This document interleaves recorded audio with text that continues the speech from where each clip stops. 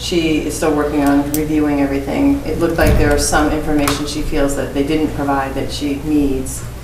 And so I just emailed her back tonight and said that, and she recommended that we have a meeting with him, that between myself and the consultant and the engineer proposing the project.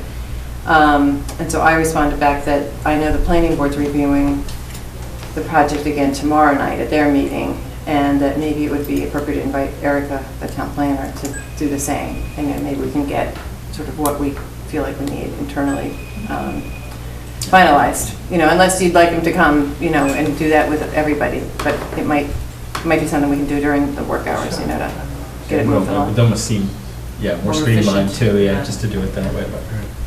So we most likely will also need to request some additional funds from them for that extra time, because that wasn't really included in her original bid or in having to, if the response wasn't sufficient, she's going to have to do any further review. So we'll have to figure that part out. So we continue that until when's our next one? Meeting October 21st, and we have 2 other continued hearings on that night. So we've got DPW and Broomfield. What time are they? 7 and 7:15. Broomfield could be long, not long, but yeah. Right. So I mean, if we receive the information that we're waiting for. So let's do 7:45 then. On 17 right in the corner there. They overlook the flats. Yes. Yeah. And then they have that whole legal section. So do we need to wait till 7:30? No, you don't have to wait till anything for any of the other things. Nothing is a hearing. But do you want to continue it to 7:45? Do you think? Yes, that's what. Oh, okay. On Okay. October 21st. Yeah. Okay. Are there any other agendas printed up? She's bringing them down to me. I didn't make them before I came over. Yeah, they're being printed. Sorry. That's it. Oh, I thought it was pretty fun. Well, at least they had a lot of questions. I remember there's a bunch of questions, Okay, so So essentially no. they're not coming till 7:30. Right. Okay. So then we. And it's just an appointment, so we don't have to open it at that time or anything, but I am expecting them to come at 7:30. Okay. Did you hear back from them? I did hear back from Alan this morning. Okay. I called him again. Yeah, no, I hadn't seen, that was the last email I saw. Yes, Okay. he responded after I met with him. Okay. Do you want to update us on that, or wait till they're here? Yeah, I don't have anything to really update you on, Okay. because Okay. so they didn't provide any new information. Okay. So they're going to do that at the meeting. Okay. And I did send out the email that you were not going to participate, so if somebody else wants to just lead the discussion, that's fine. Yeah, I'm fine too, yeah. Cool. Basically, you asked to, well, what do you got? That's about it, yeah. Okay. And Teresa says you're welcome to go up to the studio if you want. Where is it? Upstairs, Right up the upstairs, stairs. Yeah, you can watch everything. So, this is Jennifer Vickery, though, and Mickey Marcus. Hi. So Okay. they're scheduled sort of in between, because Mickey comes from a good distance, so I tried to get them in. Okay. So we think. Okay. Want to do that now? Yeah. Okay. Come on up. 559 Waterfront Hill Road. Appointment to discuss construction of a barn near the wetlands. So that's way over the top and most of the way down again. All the way down by the Roadhouse Rotinis. Down where Yeah. the Rotini is now, it's set way back in. Gotcha. I'm just going to give you a memo with a couple pictures, just so you can know what we're talking about. And I'm definitely so tired. Okay, I'm gonna have to help me if I'm not forgetting. Got it. So I think we're here because there was a complaint that Jen was putting up a new structure, which is a 3-sided horse shelter. So Carol went out, looked at it. Jennifer asked me, my name is Mickey Marcus. I'm a professional wetland scientist. I work for New England Environmental, and I'm in Amherst. So I was just asked to come out, just see what's going on, look at what she's doing out there. So Jennifer operates a farm animal rescue facility, so there are horses, pigs, goats, geese. There's also a registered kennel on the property with the town. And It's like, if you go there, it's a very, happy little agricultural scene. There's like horse paddocks and pastures. And one of the things that she had done recently was put in a new horse shelter. So there's a picture of it. It's a wooden, three-sided wooden structure. There's no foundation; it just sits on the ground. The horses go in and it's open. So it looks like a farm, acts like a farm, works like a farm. It is commercial. He's has volunteers and people donate money. There's a commercial bank account. If it were, there's no like change in use. Jennifer has lived there since 2005 as a agricultural farm. If you were to go out there, if you were to sell this land, it's a little over 11 acres, and somebody wanted to subdivide it and divvy it up and change the use, you would call the swale that's going through the pasture into midstream. And I think that's what Carol had determined as well, and I would agree with that. But it's basically, as a farm paddock, I would call it the drainage swale in the farm paddock. And so there's, I don't know what you want to do or not do, but basically she does all sorts of activities in and around that area. There is a big dumpster that they collect the manure and put it in a dumpster. So it's not one of those farms where a lot of particularly the horse farms, have these big, manure storage areas, and they become kind of an issue. She kind of resolved that last year by just having everybody collect the manure, and that's done regularly, and they put it in the dumpster, and it's There's a disposed photo on and the site. companies in there as well. So how far is the shelter from the stream? About 17 feet. Central line of the swale. There's no vegetation, there's no channels, but it's, I think, when I was there, I think when Carol was there, it was dry. When it rains, I'm sure water, it's a low spot in the. So I don't see a picture of the stream. It's goes right through a completely open pasture? Yeah. It's with a pony. I'll show you. So basically, where this horse is, right in the middle of it, that's the swale. And then in this area, it's basically it's a swale in the middle of the horse It's a paddock. shallow swale through the paddock. Yeah, there's no banks, but it's It's conveying the water. it would convey the water. So I'm not disagreeing with Carol's assessment. I think, what she found is, what I found as Okay, well. and this was all open, it was already a pasture when you bought the land? I bought this property specifically for horses. I came to Bolton because it was a right to farm community. The property was advertised on equinehomes.com several years ago with the Hesses. They owned it. They had horses there. It was advertised, like their horses were out there. We separated, we made the paddocks, we just put a fencing in between. But that whole area was in horse usage when I came in. But your structure is new, correct? My structure is new. That was in an attempt to provide more shelter this winter.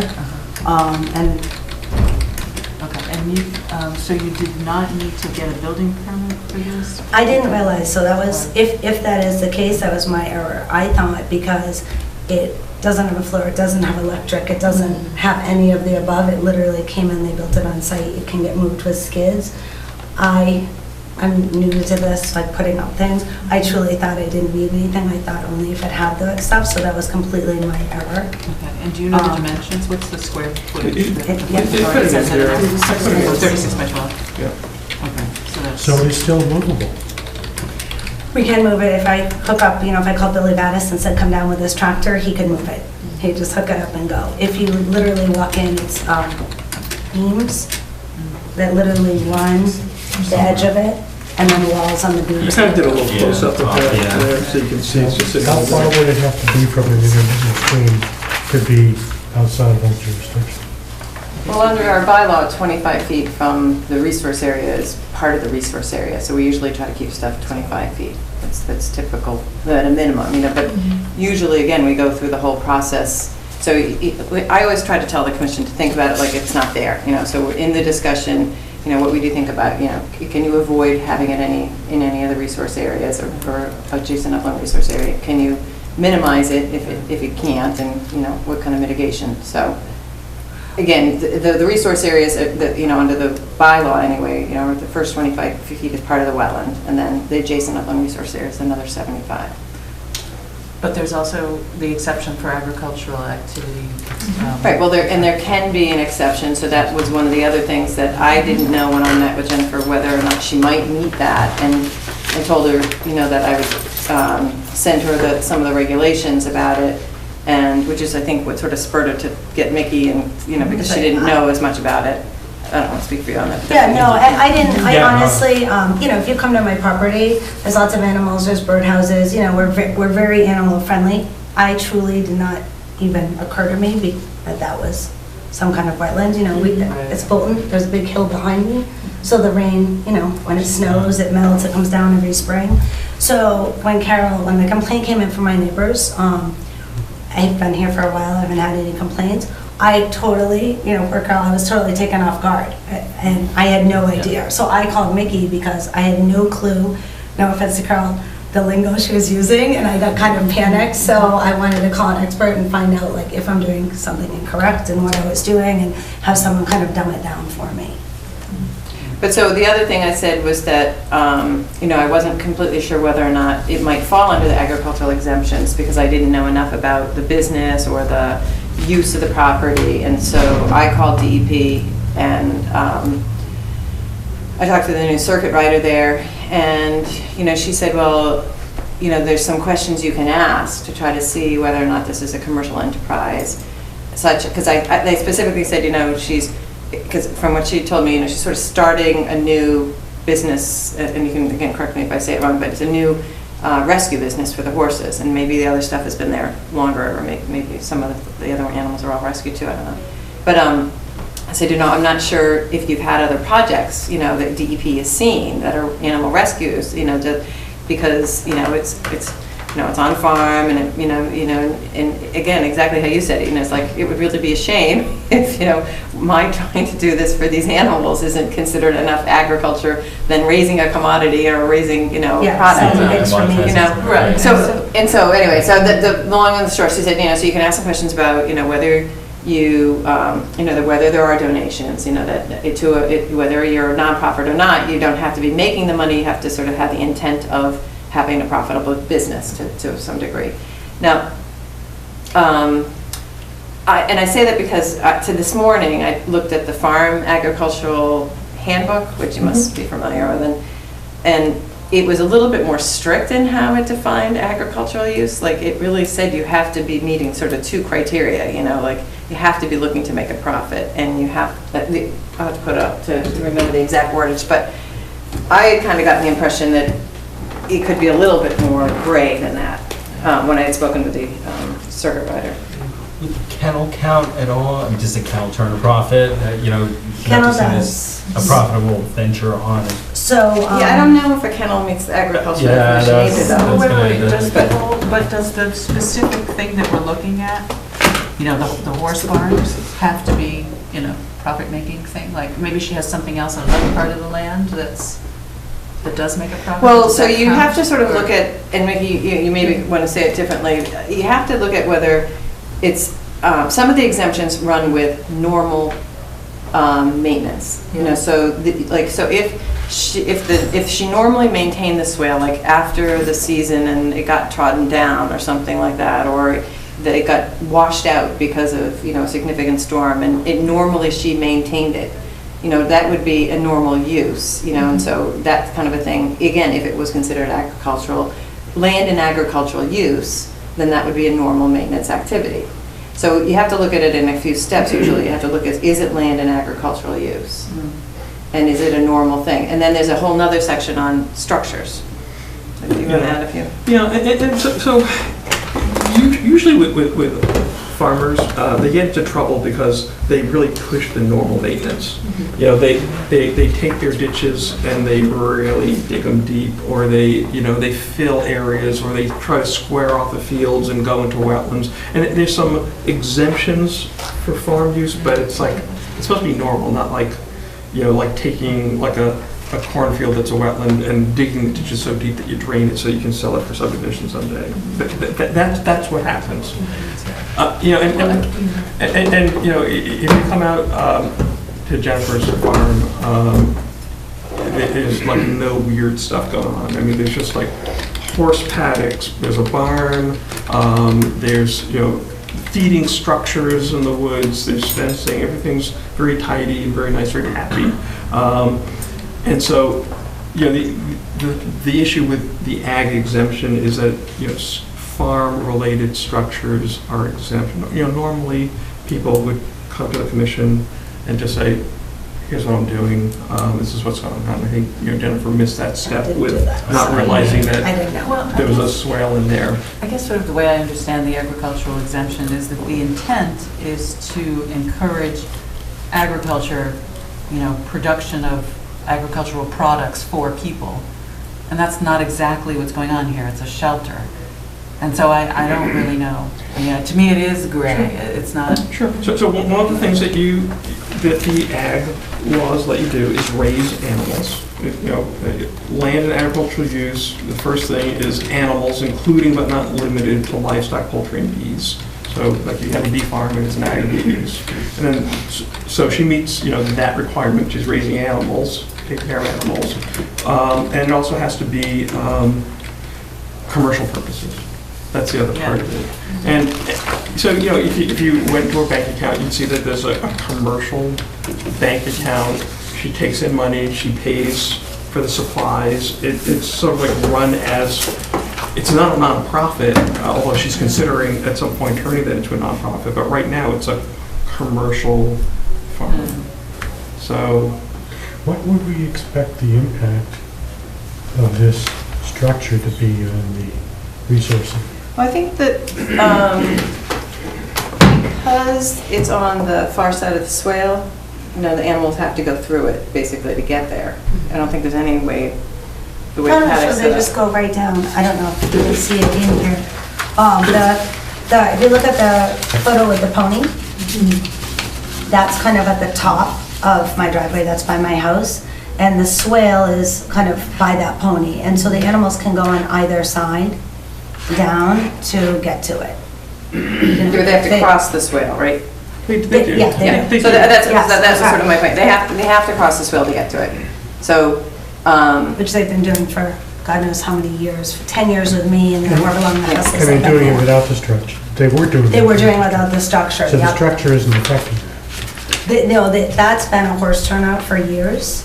So they've been, you know, going back and forth over that ever since I got the property. And I don't know how long the Hesses had horses on the property, but however long they were too. But the structure is definitely new. There was not a structure, to my knowledge, when the Hesses were there either. Can I ask, so what are you producing agriculturally? Are you just taking animals in, or do you breed animals, or do you produce other agricultural products to sell, or what? What we've been doing is we've been rescuing many animals over the years. Some have been fostered, some have been adopted out. We have so many people that are involved at this point. I've had a lot of people say, let's make this formal and make it an organization. So in January, we decided to do that. So there's multiple volunteers that come out. We just had a senior day. We have an upcoming kids day where kids come and read to the animals. You know, we're going to an auction on Friday, rescuing a horse with goats and pigs, so people are learning about the different animals and the care. Every weekend I have kind of open chores, which is an educational thing. And oftentimes we have several people coming from Boston. They can't afford to have an animal. They can't have an animal in Boston, so they get to come out and, you know, honestly, they've never pet a goat or a pig and brush them and learn about them. So it's kind of a work in progress, especially over this past year. I do have an accountant. We do have a Facebook page, we have a domain page, our website's set to be launched within the next 2 weeks. We have a bank account, like almost So the public everything is comes and there. you provide education to the public? Absolutely, yep, So every week. Do all of the animals you rescue stay on your farm? Not all, no. What happens to some? So some have been fostered there and have worked with other rescues, and then they get adopted out. Some do stay on the farm.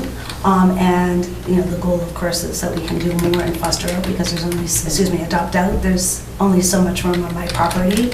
So that is the goal, that many of them will be adopted out. You know, the long-term goal is to make this a very community-friendly organization, and we started really small because I worked full-time in Boston with a dog training center for 20 There's a years. place near where I live called Lucky Horse. Yep, I'm familiar with Lucky Horse, yeah. Is your operation similar to theirs? It is not similar. So I know Lucky Horse well. I actually served on the board for a year. I left for personal reasons. I think we're two very different organizations. They do rescue horses, and they come in privately as surrenders and from auction, etc. But there's not as much volunteer involvement there and as much community education there. And that was one thing that's very important to me. I teach for a living on dog training, so giving that education to people who can't get it otherwise is one of my passions with the animals. So that it's more a teaching Right, I than see, okay. commodity. I actually feel a lot better about this actually now, because I think that it is kind of in the spirit of the agricultural exemption, if you're providing education about agriculture, because that in a way is sort of encouraging.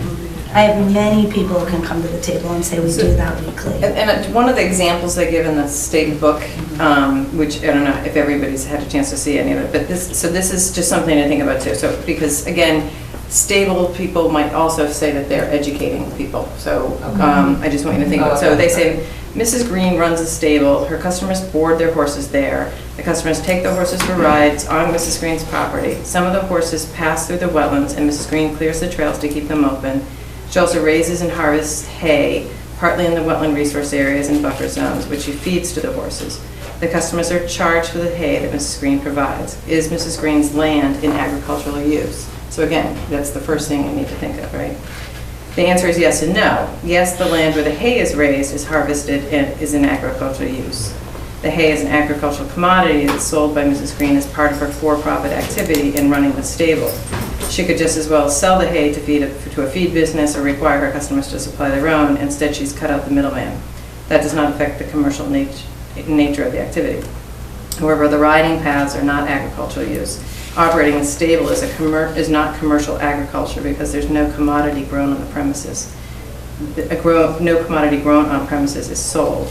So I'm not sure if this. Yeah. So I'm not sure necessarily, and I don't not want to support it with fostering and selling out of the animals. Maybe that is enough, but I just want you to think about this, how they've said it in here, because again, people like have stables, they bring kids in, they bring volunteers in to clean stuff out. So I just want to make you think about that part. I just want to clarify, while we do have volunteers who do buck stalls and brush pigs and brush goats, I actively teach classes every week for free to volunteers. This is not, you go play with the horse and it's education. This is me standing and teaching. The education part makes it more agricultural Yes. than it would be otherwise. Right. It may provide other benefits, but I don't think that is. Yes, no, I just want to make sure that you know it's not, there's no riding with the horses with anyone. It's literally learning about natural horsemanship and care, et cetera. So I just want to make sure, there is teaching, and that may or may not fall, but it's not. I think the fostering aspect is the closest, frankly. Fostering and adopting out. Yeah, the idea that the commodity provided in an agricultural enterprise is the stream of horses that they're acquiring. I don't want to say reconditioning, or maybe it is. Yeah, rehabbing. Yeah, rehabbing and then moving them on to other places. It's more like agriculture to me. So after they leave your care, is there some exchange of money? Depending on the animal, yes. So that makes it a service or commodity. Yes, and Phyllis, I'm blanking on her last name right now. She's been coming out every year, the animal inspector. So she's seen the different horses, every year that are on the property. Some horses, you kind of adopt out free of charge because they need a home and they're high risk. And some animals you can adopt out with a fee. And this goes for, our pig just died, so we have 2 new pigs right now. They're not available for adoption. They're rescues and they're replacing a pig that was there for years. So some do stay. I don't want to mislead you. Right. And not every animal there is available to go be adopted to a new place. Some are seniors and they've been there for 10 years and they stay. And we're talking specifically about this shed. And so it's the activity of this shed that we're considering. Well, I think, She does have yes, other yes, things you that- are, but I think there is a broader topic because, again, when the intent of the regulations was to still foster discussion of activities with conservation commissions and the farmers. And so it is still important from the overall perspective of what's happening on the landscape there, what is normal, what is something that, you know, you might have concerns with, that maybe we can work to improve, you know. So I think the shed is the thing that brought it to our attention. But I think the other thing that I see is, you know, in the pictures and I saw on the site is that, you know, you are going to have flow, you're going to have runoff, you know, especially in the spring, and there's no vegetation really along that whole area.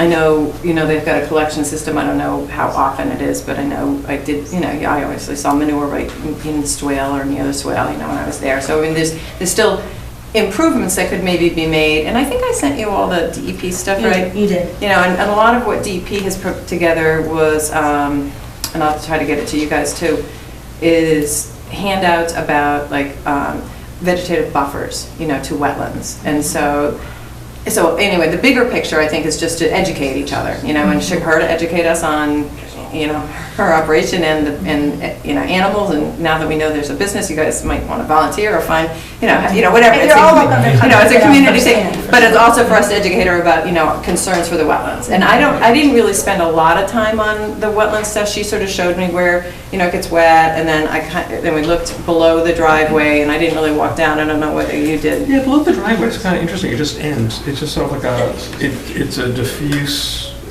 it used to be a culvert across her driveway years ago. There's no culvert there now. But the swale that goes through the paddock on the far side of her driveway just sort of ends. I just walked through all those woods, and it was just sort of like, Sort of spreads out. It doesn't go into anything that goes across the street or not that you can see. obvious. Yeah. So it's just sort of like the swale looks like it was probably created at one point to keep the horse pasture drier, probably just sort of like create that little drainage channel. Are there any other options to locate the shed, or does it really have to be here? In that particular turnout, that is really the only option is along that line, because it's a long, narrow, it's kind of a rectangular turnout. So that kind of is, no matter where I move it up the line, it's on a line, and the swale kind of goes in the middle. We are meticulous, just for the record, about picking up manure. We do have a carting company that comes, and it's only manure that goes in the dumpster. Their turnouts get cleaned every single day. So yes, there's horses, you will find manure, but there is not a day that goes by that they're not cleaned by myself and our volunteers. So anyone could come on any given day. You will never, ever find, you know, a day's worth of manure ever on my property. And again, I can bring in lots of people to vouch for that for years. What this reminds me of, Did, is the people who wanted to build the roof dugouts by the baseball field, which is actually in the buffer area. And it made sense to have those shelters, if you will, near the playing field, because that's where they're playing. And it makes sense to have this structure near where the animals are being kept. And we didn't think that those shelters affected the buffer area of the ball field particularly. Well, it's also all vegetated there, and there wasn't, There was one shed we actually denied. It was supposed to be. and on that site, I think we That was a did, different, that was a different, yeah, not the one. we did look at alternatives and moved it. Dugouts and sheds. Yeah. Let me just answer your question. So it is possible to move that shed. It's not, you could, like, you know, bring a tractor and move it, but because it's just a long, it's a horizontal I'm sorry. It's a triangular, no, what is it? My turn, is that rectangle? It's a rectangular field with this drainage feature that runs right in the middle of it. So anywhere you put it on that whole Yes. paddock, the distances are the same. She sort of tucked it in a back corner, but there's nowhere to move it that would change that configuration. And moving it 75 feet wouldn't be useful. No, and you know, obviously when Mickey came out and we talked about it, the wetland part is important to me. I mean, that's why I'm in this community, is because of the animals and the environment and the land, and coming from Boston. And there's a man-made pond on my property, you know, Billy Bat has built with the houses, et cetera. I'm more than happy to build up another area. I'm not trying to take away from the environment. So if it was something where we work with the environmental scientists and say, well, how could we provide vegetation in another area? I would be more than happy to do something like that. Can I ask you on that? I mean, can you have that turnout area not used at certain times so that it can vegetate? I mean, that's usually what people do is rotate the turnout areas, right? I can do that if I can put other horse fences in on another area behind my house, which I don't think is a risk at all. It's on the other side of the property. So there are at least, well, I saw at least 3 horse paddocks that get rotated. So there's this one, there's one next to it, and there's a picture of one that's like a wooded one next to the driveway. You know, basically, I think what you know, we're talking about is like vegetative buffers, and the reality is that most horse paddocks that are like this don't have vegetation because the horses just eat it or they get trampled. So, you know, I think like the vegetative buffer that maybe we were talking about, it's possible to put like a little fence on the downstream end and have like the lower end of the swale, you know, vegetated so no animals can go in, but you can't really expect even rotating the horses that this will become a pasture. It's not going to become a pasture. Well, I don't know, because I have to say, just years ago, Experience Soil Conservation Service came in and they worked with the people because in that case they had much more of a slope, and they did come up with a vegetated way. And again, my understanding is that you know, there's a certain number of horses you can have on a certain amount of land, you know, to make that capacity not a problem in keeping the vegetation healthy. And I do think that the buffer and having a vegetated area, you know, along the resource areas is probably the more important feature than the shed particularly. The shed in terms of, you know, again, you always look at the runoff, you know, impervious area, and we sort of look at it as cumulative alteration and things like that, you know, when we're talking about these buildings. What size was it? I didn't. It's on there. 6 by 12. You know, I would, you know, I guess you really got to get to the point of, do you think it meets the agricultural exemption? And if so, then, you know, then we're just having this conversation. Or do you think they need to? Then they don't have to do anything, is that? Right, then you're just having this conversation and, right, either you agree that it's an exemption and that then they can do it. But the size of the building had to be below a certain size, which I think was 5,000 square feet, so that was, you know. And the other part is, I think, you know, Jennifer would welcome your recommendations for, you know, resource area improvement. And so, you know, if there's some, you know, if you're making a suggestion that there needs to be a better vegetative buffer, then she can explore that and, you know, work with NRCS to see what's possible on her land. So, you know, I guess we're, you know, the purpose of coming here today is just to explain to you what's on a property, what recommendations you want, what next steps. Right, and so then if you didn't think there was an exemption, then she should file, right? And that's the other option. And what would she file? Would she file a request for determination and you'd go out and make a determination on the applicability? Or would she file a notice of intent because based on what you've heard, you know, you think that there's a potential impact? But are we just looking at the impact of the shed or the fact that it's not vegetated, that swale is no longer there? Well, I think I think you're looking at the impact of the shed because that's the activity that is new and that occurred. But I think related to that is, you know, is when you go to a site and you see, you know, if there's something that so if we you have a concern with, you would have to raise that as well as far as the resource. So if we got a notice of intent and we were looking at mitigation, that's what we would focus on perhaps. Right. But for now, we're just thinking about the impact of the shed. If we decide that it's not exempt. Right, exactly. So we have opinions on whether this, you feel like this is exempt or not? Should we make a motion and then we can discuss it? Yeah, okay. Talk about opinions first. I'm not really sure. Honestly, I mean, maybe it would help to see it. We can set something up if you guys need to do that. I don't know if seeing it would help I convince don't know me either, because I feel like that it's an agricultural I could see it activity. too. I don't know what it would add. You have a lot of pictures here and you described it pretty well. I think there are some strong arguments for its use as an agricultural enterprise. What do you guys think? It sounds like a great project. Yeah. That's whether it meets the. And it feels like it has all the things around education that we want for anything related to the environment and to animals, and in terms of the number of animals that are coming through and creating an enterprise, it doesn't feel to me like that's really meets the condition that we're talking about. And when my understanding, just seeing this swale and then looking and seeing the shed here, and knowing that the animals are coming through, and there's something that doesn't sit with my understanding of what we're trying to do. Although I really support your project and it sounds really great, and it feels like there's something we can do to make it happen, but I don't feel like it really meets the agricultural exemption. This is my second meeting. No, everybody, I also have an opinion. You know, I honestly, the horses have been there for years, so, you know, it never occurred to me the swale was an issue because the horses were on the swale and I got the Are they going to property. walk through the swale whether the shed is there or not? Yeah, they're gonna go through the swale. I'm more than happy to say, you know, if there was something where we limit the amount of horses in that turnout at any given time, or to reduce the impact, like, you know, you're suggesting, I'm happy to come up, you know, and be open to suggestions like that. You know, I certainly understand. paddocks, right? We do, but we have the goats, the pigs, the chickens, the geese, the horses, the ponies, you know, we have everything. So But they're not paddocks in an are- area that looks like this. I I'm mean, so sorry. they're not in an area that looks like this? I don't know, some of the paddocks were, right? Some of the goats were pretty close to the wetland portion. I didn't measure distances to that.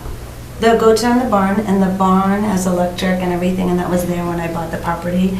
The town of Bolton did approve permits, and I forget the restoration guys, Tim from Bolton, they came in and pulled permits and just updated electric and stuff when I moved in there. But the paddock might be within the 100-foot buffer zone. They are. They are. Okay. Yeah, There that's all. there are multiple paddocks and they're within 100 feet of this little drain. But they were already there.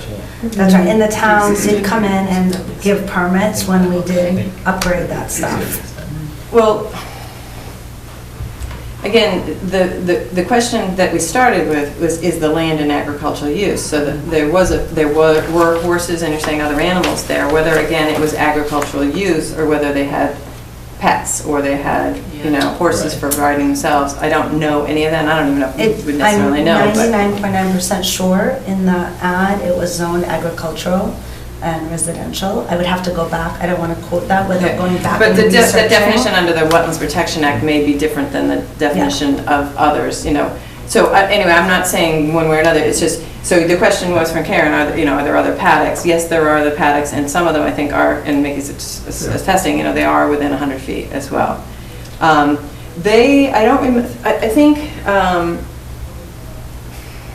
was it more, I'm trying to remember if they were the same condition, or there was. They're all very similar. I mean, the swale wasn't within the turnout of that area, you know, you know, it was outside of that. And I think it was maybe even a little bit, I don't know if it was down, it may have been, I don't know if the flow was going towards the swale as much, I just didn't really look at that the The same way. property itself, that if you just took a blank piece of paper and we have a rectangular area, the house Yeah, is the right property here, thing. and the barn is right here, the house is here. This is all fenced in. Now, you have one long turnout here, and here's what they would consider the swale. I'm sorry, my pen just died. And then this is, Jennifer. oh, thank you, yes. So It you doesn't can show the see property on boundary, here, it kind of curves, but you have turnout, turnout, turnout. So riding ring, turnout, smaller turnout, and then this is the turnout. Oh, that's Right here, rectangular. And then here's the barn. So everything is, literally, everything on the property that was designed when I bought it was right by here. And this is kind of all wooded over here. I would like to suggest that if it's possible, we could come to some consensus on whether it is agriculturally exempt or not, because if we do, then that's the end of the discussion. Otherwise, we know what else we need to do. Oh, sorry. That's- I kind of fell along those same lines where I really love your project. I think it's great what you're doing, and I want to see, we need to find a way to make this work. I would just be somewhat concerned with the agriculture because I always remember the Wilder, was it Wilder Road? That property that was all the way down the end, where they just had horses, but they were digging and filling everything. And then when they get caught, they're like, whoa, we run a horse farm. You have 2 horses, Yeah, they're and pets, you were doing some really horrible stuff. So I just worry that, going forward, Right. and I believe in your rescue. It seems like you're doing some wonderful stuff, but people are just gonna be, well, no, I rescued this horse. Right. This is a rescue. I'm planning on building it up over time, and I'm Right. gonna fill all this wetland. So and reading those examples too, it's tough to say that it's really an agricultural enterprise. But that said, I think that we can find some way to mitigate it Yes. with where it is, especially the swale being the swale. It's not the most active wetland. Right. So it's active, but it's not. I don't want to. No, I think I'm in complete agreement All with you. right. I think I love the project, and I thought initially that the educational component would make it go more towards the agricultural exemption, but when you read those examples, it sounds like it didn't. That's just one example. I mean. Yeah, but how they, Right, the nature, yeah, the way right. they analyzed Right. it. I would say if that's the way they want you to analyze it, I feel like I'd have to analyze that and say that this would not fit the agricultural exemption. So if I can just say, so the 2 pieces in the Wetlands Protection Act for ag is raising animals, commercial enterprise. Those are the 2 keys. And when I looked at it, it looked like Jen's project met that. Everything she was telling me of raising animals and having, like a named farm, they get money that comes in, they have commercial accounts, all of that meets it.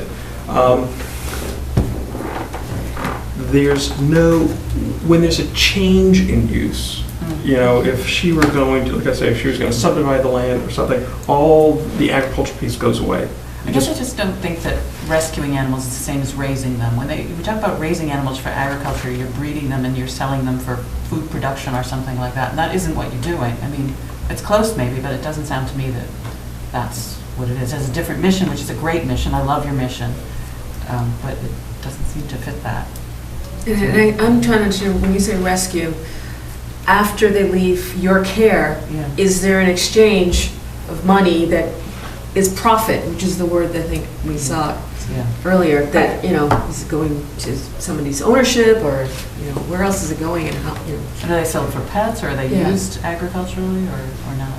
Well, it's very rare horses are used, out in the farm anymore. There are out in Western Mass, certainly in Stockbridge program, et cetera.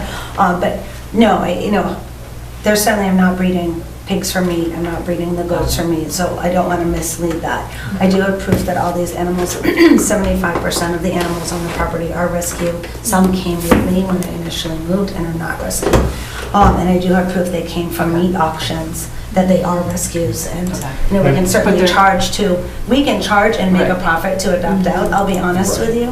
But they're sold for pets, correct? Or for recreation and Yeah, for exactly, for recreation, for pets, they're not sold for meat. I can certainly design it so people are paying and we turn a profit. That to me kind of goes against, I don't want to be an animal dealer, so. I'd like to make a motion. Yeah, make a motion. I move that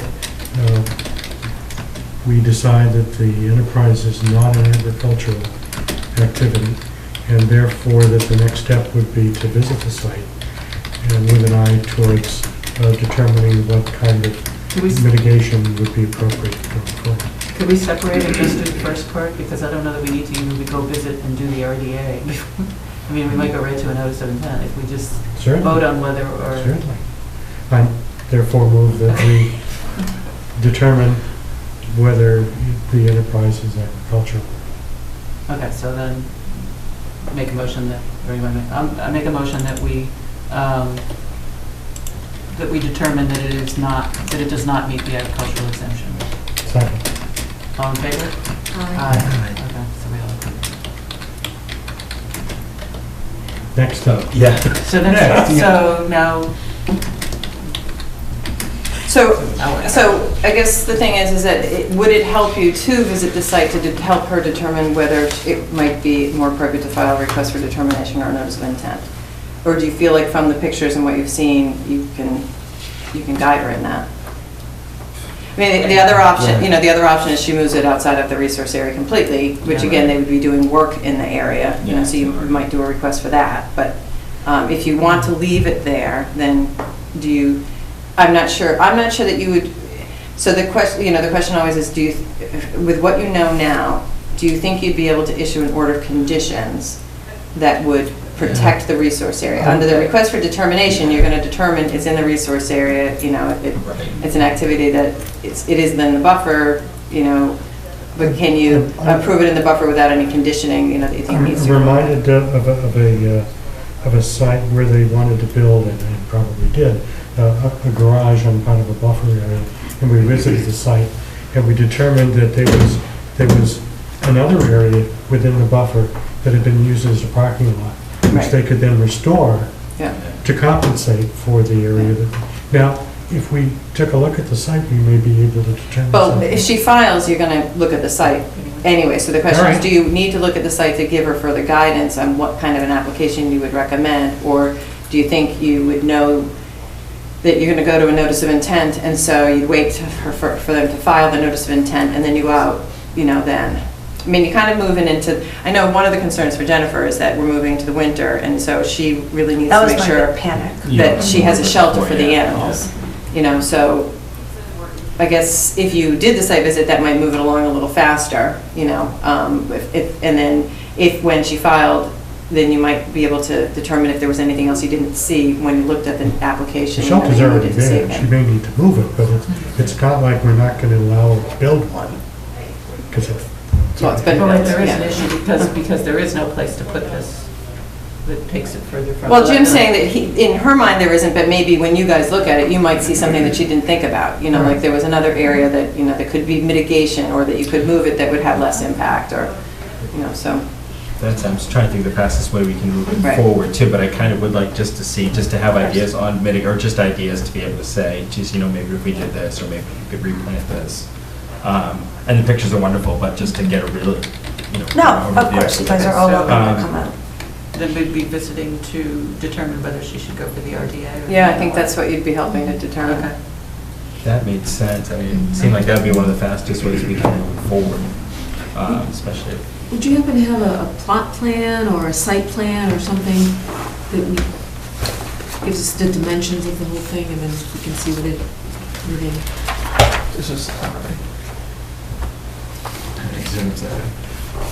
It's it's a fairly, What do you want to it's compare a that it's a with little this, over so you have 11 a acres. feel? Yeah, just wondering if, like, for all of us, if that could be part of our, before we go out. Yeah, we can yeah, look at yeah. that. I don't need to see it right now, but Oh. in terms Oh, of yeah. the whole, looking at the big picture, it'd be Figuring out. nice to Okay, so when have. should we do a site visit? Well, it's holiday weekend, so if you're in town, I don't know if Jennifer's in town. She's got all those animals to take care of. She probably doesn't go anywhere. What's Wednesday? Looks like that. So it's right. So I get Monday off.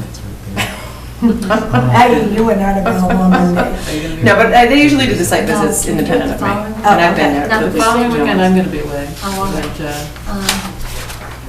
Depends on the time. okay, This weekend, yeah. Are you guys? Saturday or something, what day? Yeah. I'm thinking, Well, whatever you're around. I'm not. Oh, you're not around? I'm sorry. Okay. But I can try to email you and just set up a time to You can go come during the in, week. Yeah, independently some morning. Yeah, if it works for everybody else. Right. Just try to work that out. I'm definitely available Saturday or Sunday and Sunday? Monday this week. Sunday morning? Sunday would be better. Yeah, like early, What time? 8, You really want to? wow, All right. I hate the 8 o'clock. All right, we'll do it. 8:30? We have one at 8 o'clock on Tuesday Oh, we too, at Moen, the trail committee. Yeah, you said you wanted to be there for that. To see it. Love 8 Oh, o'clock. it's on Sunday, well, one day a week. What time are you running on Monday? Tuesday, right? Yes, that's Sorry. Tuesday. What time are you But I around? can be That's available okay. anytime for Okay. this. I'll get your email from I can Carol. do 'cause eight or I 8:30 if you want to think do it. I'm You really around want to do most of the day. Just- Yeah, because Okay. I gotta do some kind of. Okay, 8 o'clock for you guys? Sure. Okay, Yeah. so 8 o'clock Sunday. So 8 a.m. on Sunday morning. What's that, the 11th? Are you gonna be up? I'll be able to- So just so you guys know, it is a little tricky to find, so just so you all have a little heads up. If you're coming down Waterquatic, you're going to see the Fotini's restaurant up ahead on your left. Just before Fotini's on the right, you'll see a telephone pole and a little stake in the ground that says 539. Take that right. It's a stone dust driveway. It directly abuts my neighbor. So his garage shares my driveway. Actually, if you're parked out there, at that time, that'd be a real good night. Well, if you go to Fatini's, you went too far. It's not that. Yeah, it's just a long There is a driveway. stake. It's not a big stake, though, right? Yeah, it's just a little stake. You're gonna blow past the driveway the first time, that's what I'm trying to warn you. There it Everybody is, yeah, doesn't, yeah. just loop through Fotini's and come on in, and there's a little wooden horse gate, just The open it restaurant and they drive got up. used to be the Roadhouse. Used to be the I haven't tried it since it was Fortini's, yeah. Oh, you should all Since go. switched over, is it good? Yeah. I have, but I'm not going to make a comment on TV. Fair enough. Unless they pay me. I'll make a judgment myself, yeah. All right, so I think we're done. And then you need my email or phone number Yeah, to touch do you- base with I you? can forward that. Yeah, Okay. so I'll get it. and- Oh, can you forward my cell to him, just in Yes. case I miss the, do you mind? In case I No, miss not the at all, email? not at all, yeah. Okay. Yeah. My phone's a little fritzy on that, so then you have a direct line. Understand, Okay. Thank you. Okay. Good? Thank you. Okay, I'll see you all on Sunday morning. Do you need either of these back? Well, this one was Carol's, this one is Our covered cloth is Thanksgiving. Do you need this one? I think I have two of them. Yeah. Okay. So much bigger holiday. So, Yeah, I think I I have a emailed it friend to who's Jennifer married to too. Canadian, she was going up for The aerial. Thanksgiving. I don't So know, but you left Yep, me. and I left you. I had a asked message. her This what, one. All right, I what's just one give it to Mickey. Canadian Okay, Thanksgiving, and I don't think I See ever you got an Sunday, answer. everyone. Do you do turkey? Thank you. We'll see. Are you all Yeah. the same Sunday. trimmings? Yeah, Is it different? we had in a restaurant in Nova Scotia, it was turkey. It was something with Oh, lobster. no. Yeah, well, that's what I was trying to get at. Like, what do you, is it loose? Do they traditionally eat? Turkeys. Okay, so we, yes.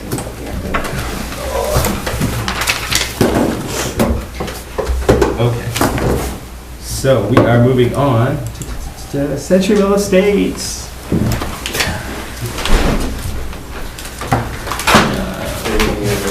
Good evening, how are you?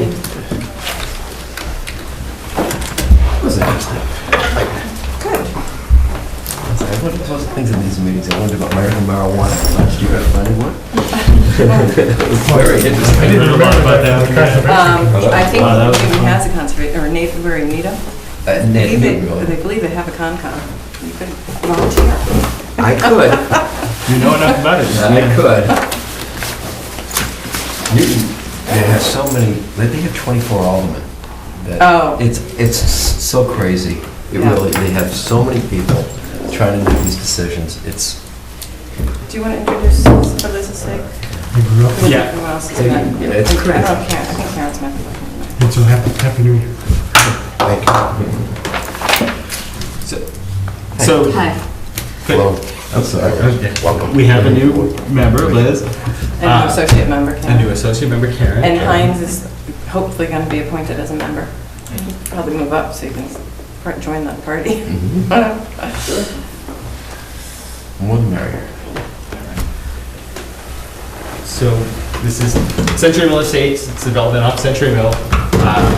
They're under a current order of conditions for 2 roadway crossings that technically is supposed to be done by October 1st, but they're still finishing some of the work. So we asked them to come in tonight just to get an idea on what still needs to be done. Is it something we can just extend and finish out before the winter? Just to kind of get an update on where those crossings are at and if there's a timeline for completion on those. You know, I made copies of the crossing areas, because I met with Liz earlier, and she said, oh, that'd be great, helpful to have them. So I emailed them to you, but I brought some copies of those, if anybody wants to have it in front of them during the discussion. Yeah, please. Okay, so, this is the two road crossings that we're talking about. The order does cover other areas, because there's an area in the, towards Century Mill, but we're not at that stage yet. Wait, I have more. You want a bigger one, Liz? Sure. Actually, I think the expression of boots on the ground. Yeah, no, I should know this area well. Okay, actually, you can share, because Yeah, sure. I don't have one for me up there. Oh, you know, You and me. We even had transmission cable on the ground.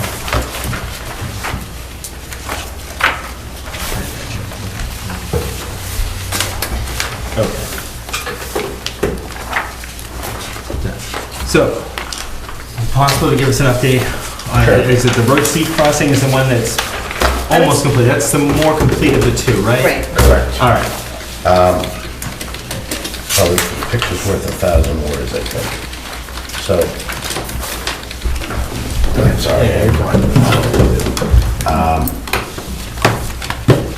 This is the undeveloped lot. This is the side where the houses are. Yeah. Yeah, that we built already, there's a road that goes this way, you can't really see it from here, but, and the crossing, We're looking at this one here, right? Yes. Here, I'm gonna put up the subdivision plan. that's what I was looking for, Andy, exactly. Yes. just for a second, let me just, Okay. To for illustrate. bearings purposes. We're talking about, we're down here. Yeah. This curve here is Yep, this that here, and end. this bend is This this. is another picture Yeah. of the same thing. So there's a culvert underneath this. Correct, you can see it here. Yeah. So the wetland is at this elevation. We're currently about 15 feet higher than it in all this area.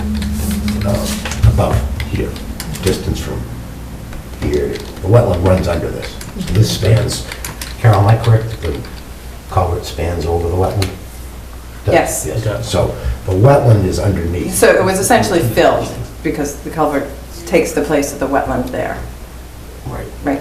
But the wetland will continue to. Right, Flow water will through be it, able to right. flow, right, and then Flow there's through the culvert. mitigation plantings that are planned, right, Yeah. for all Yes. along both sides. Yeah, that's the aura.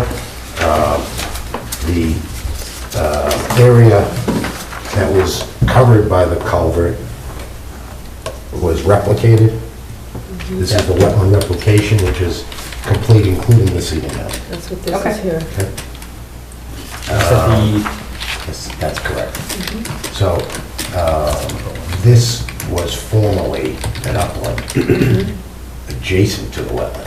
Now it is a wetland itself, and this becomes the adjacent upland. To it. So there's this is a replication for the crossing itself. That soil was taken and placed here, and then plants, wetland plants. Yeah, and that's Wetland this seed. picture right here. That's Is this that picture, it? and Yeah. it's growing, so that's 100%. This is 100% done. Would you agree, Karen? Yes. Well, It's got- as you said, it was just seeded, Yeah, so. Right, I mean, it's not Right. 100% is, I mean, yeah, but the The seeding work was the is- last part that needed to really be done. They've been watering it, it's been in, I think, for the last month or more. And it was done, you know, we kept it, Jim's been out there a little bit, we kept some rock features in it, you know, and that were natural, and they, you know, I think they met all the planting requirements and so forth, though. So done in the sense that all the work to get it replicated has been done, now they need to maintain it, and they need to, you know, make sure that it continues to be successful. Right, and it's isolated from the ongoing construction as well. By hay bales in erosion control. yep.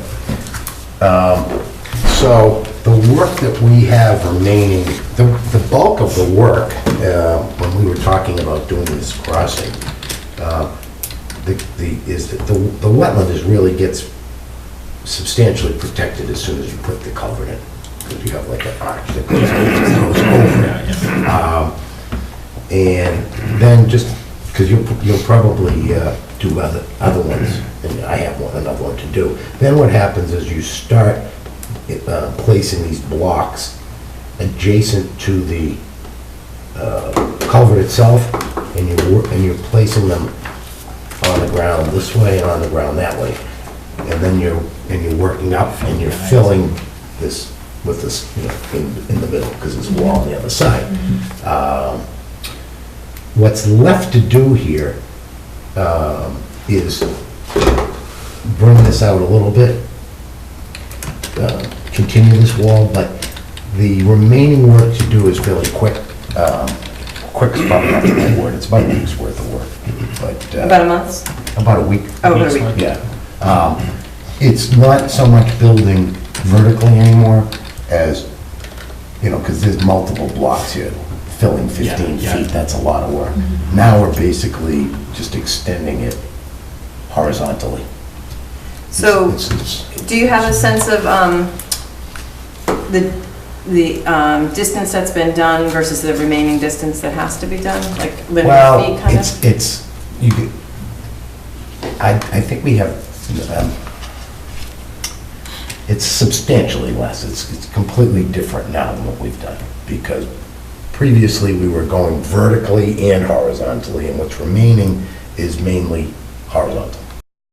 Not much less filling, because you're basically leading into the grade. You know, and the land on either side goes up, which creates the wetland in the middle. So you're, So do you think like 50 feet or 100 feet? You can't estimate I that? mean, On that side, the I hate to longest guess. side? No? I hate to- Oh, well, I can tell you that on the, you guys. No, just show them on the plan. Okay. Sorry, because I get confused, because I always call it the north and south, and they go east and west. Or use the subdivision plan to show them this side, under your picture. Oh, this one, okay. Okay, or I put it out there, Andy, already. It's right there. Yeah, well, either one. We're talking about, this is the wetland crossing. That's the culvert, but the wall goes this way, like this. So the wall is perpendicular to the culvert. So that the wetland sort of flows this way. Yeah, well, the wetland flows that way. Yeah, down, so this is upstream, downstream, so to speak. What we have left to do is, very, like, I'm gonna say maybe 10 feet on this side. But again, it's not Yeah, multiple. no, I'm looking for the, sort of the linear distance, Yeah, just to. over here is the longest distance, 50 feet. Over here is pretty much done, very little to do, because it's already going into You're the talking about existing grade. adjacent to the wall, or Yeah, see, like, over here? Because this is upland, Right, this this, is wetland. it's still in the resource area, so, but like the distance from here to here is probably like 30 feet. maybe? And this is where you're talking about the work being? No, it goes this way, goes over this way. That's where the Continues this road way. is. Yeah, it's on the, Yeah. yes. Grades So, back yeah. down. It's not that, I mean, I don't- the road isn't wetland, or, Wetlands in the resource area, It's- Jim. Some of it is Yeah. within the it's resource within area. 100 feet, because Yeah. this, the So let me line, just point that out. So if you, is this C or? Yeah, this is C, road C. So the culvert, again, it's going here, and, all right, I got it upside down, from what you normally see in the field. No, I don't know, let's see. No, it was the other one. Yes, this one. Oh, I did the wrong one, okay, sorry. Okay. So this length of wall, he's got a considerable amount of it done, so he's saying about 50 feet. So the No. station areas are 100 feet, or the 50 feet? The stations are 50 feet, right? well, the Because you've got- station can be anywhere. Well, this, but in the plan, it shows it Every at 100. 700, so it's 100. Yes. So you get 700, where's 800 then? That's Or right. it's the other direction, so where's It's 600, okay. So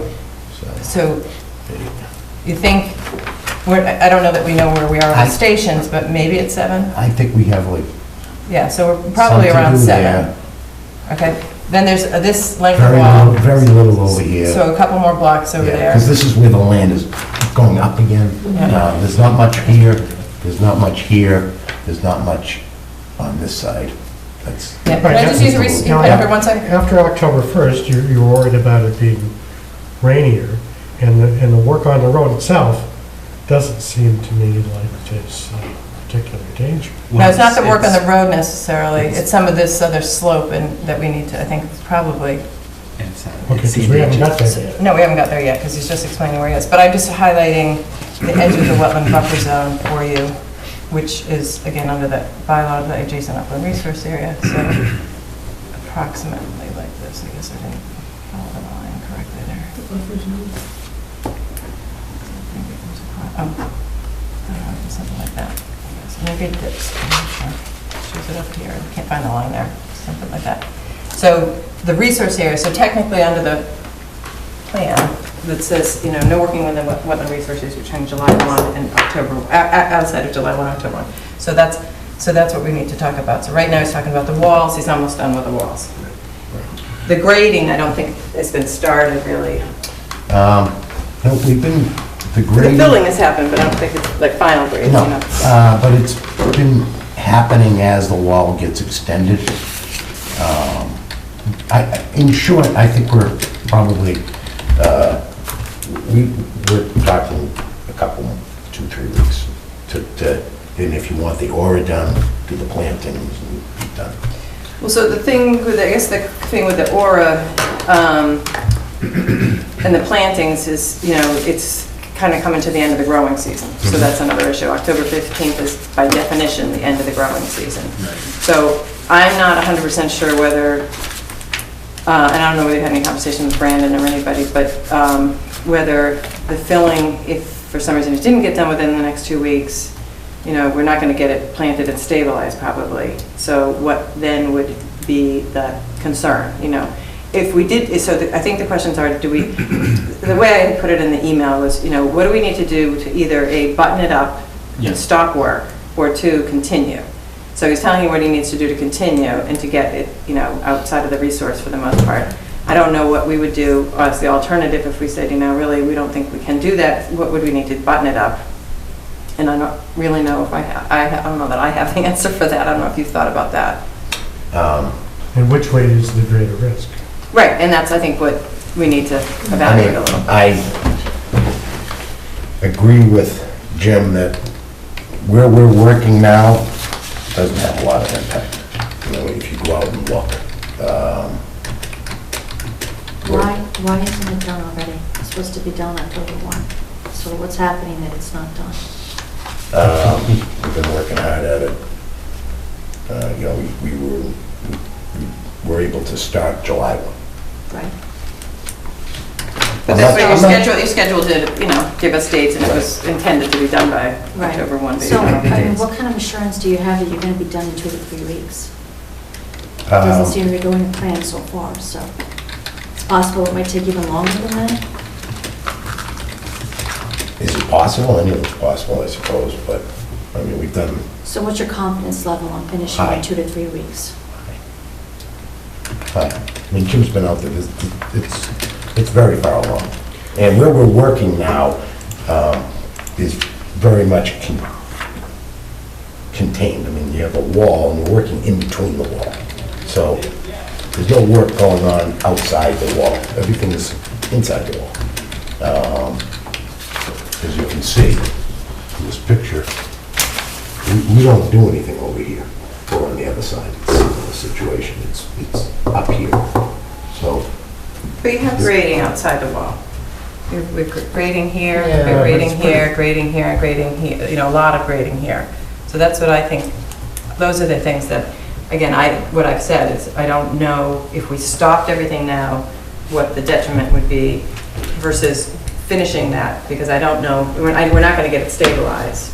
So if we bring this, like, again, and I'm not sure where you are with the grade and the slope with the extent of the wall that's there, because I just can't visualize it at the moment, but you know, if we were not going to do any further work, you know, then is there anything that needs to be done to secure that area? And if we are going to continue it, then what do we need to secure that area? And we talked in the fields, you know, about erosion, other kinds of erosion control methods, you know, blankets and... But it's actually both sides of it. It's to button it up and then to restart it. I don't know what you mean by that. Because there's activity involved in unbuttoning it in the spring. Not if he continued and he got it all graded. I mean, other than planting. Right. That's a different case. Yeah, that's really the goal here. That's a different case. I mean, so far, I think there are 3 cases that we can identify. One is that we decide they can't finish it in time tonight, and we say button it up and restart it in the spring. Another is we say we think they can finish it, go ahead and get it done. And the third one is, and this is I think where Maria may have been going, to say go ahead, and if you don't get it finished by a certain date, then what do we do? Those, I think, are the 3 cases that we have to consider. So.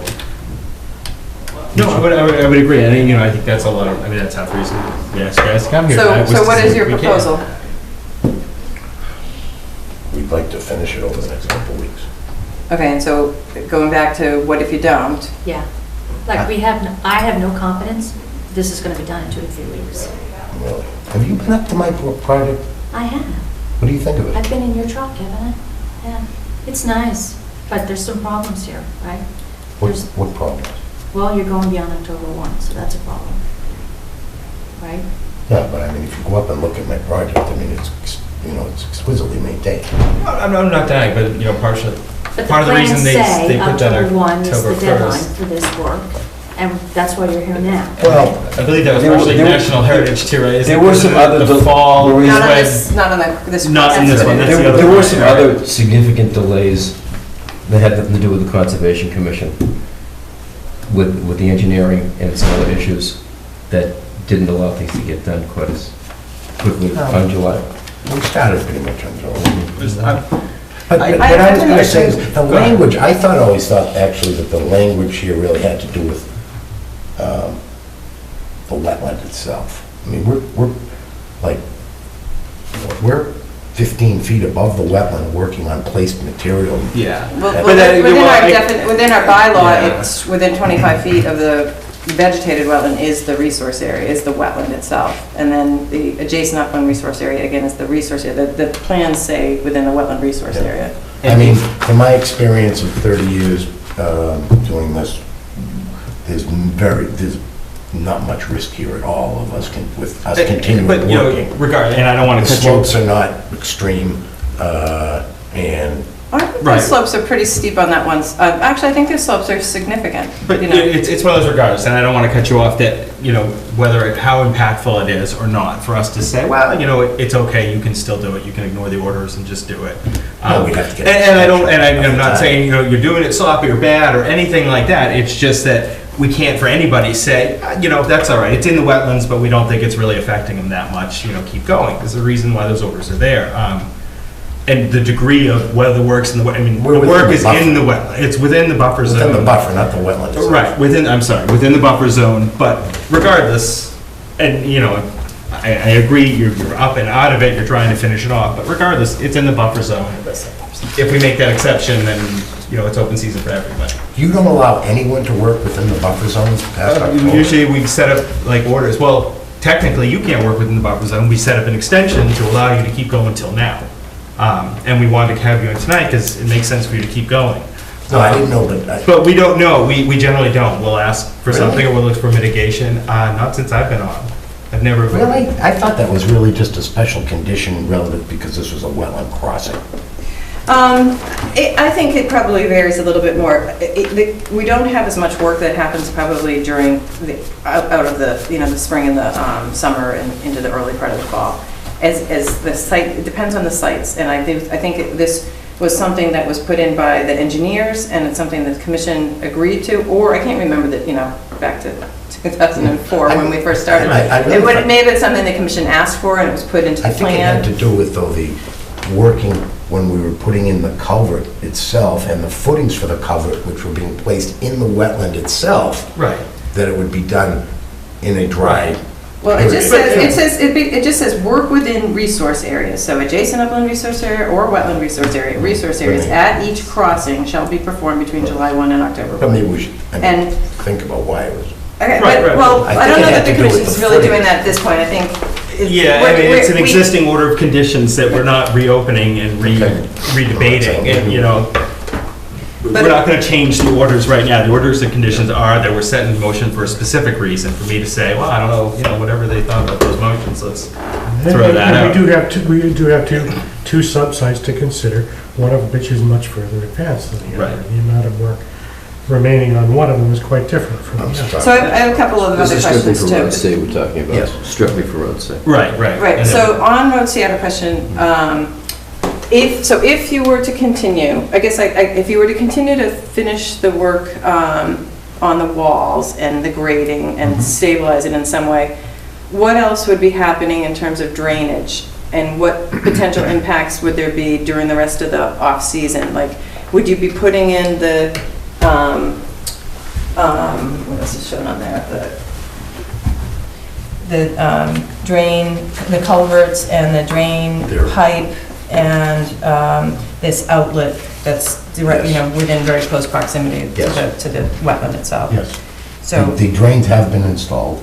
These two? These are in. Okay, I don't Yes. remember seeing them last time. Yep, they're in now, you'll see them tomorrow. So this pipe has been, where's it? Pipe has to go in, but again, that's contained within the wall. Yeah. It's 15 And, well, I guess I'm more interested in this, right? This isn't, oh, I'm sorry, I was looking at it upside down. These are in. The outlet, the flared end was put in today. The storm scepter's coming tomorrow, and that will be installed immediately. Okay, and crushed stone. Yep. Okay, so that's pretty close then too, because we Yes. didn't go up on Yes. top last week, so I Yep. didn't see that part. Yep. I think these may not be in, but these, I think, are the last to go in on the entire road.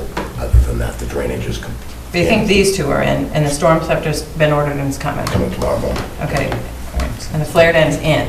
Yes, Seriously? it's installed. Yep. So it's still, for me, it comes back to stabilizing all of this area, either now or later. Or now or with a temporary measure and then later. I mean, we were planning on paving, which would certainly stabilize the roadway.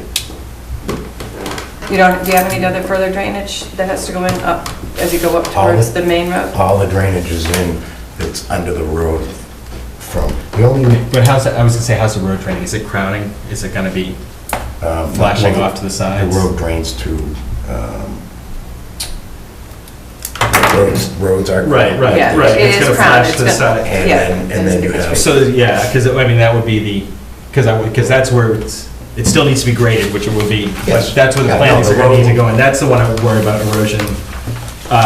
When you do pave, not that, and I'd like to see the paving go in this year, I'd like to see you get it done, but I would say the erosion would be worse, right, after you pave. You have Well- the water sheeting off, going right Well, down. no, There's because nothing- it's- Will the there's basins that be, soil. will the culverts be open at that point then? catch basins? The catch basins, rather? Yes. Yeah. That's right. So that'll be in place before that.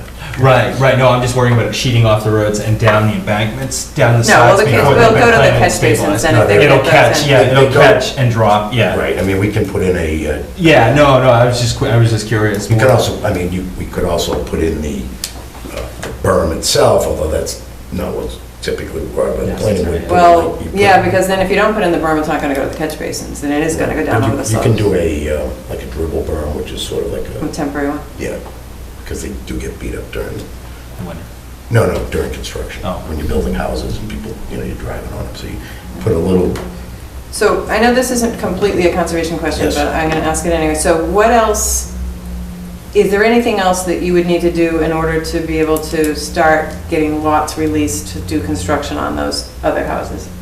I mean, the houses on the far side of the culvert. I'm not following. I'm just wondering if there's anything else, construction-wise, that you need to do before you'll be able to get the lots released? Like, is your intention to then pave the road so you can start building the houses on the far side of the culvert? Yes. Right, okay. So is there anything else that you need to do in terms of the construction on the road that, To start building houses? to be able to get the lots I think released the and start major building standard houses? for building houses is emergency access for Okay, so if it fire didn't get trucks and- paved, and would you ambulances. still, do you think you'd be able to get that?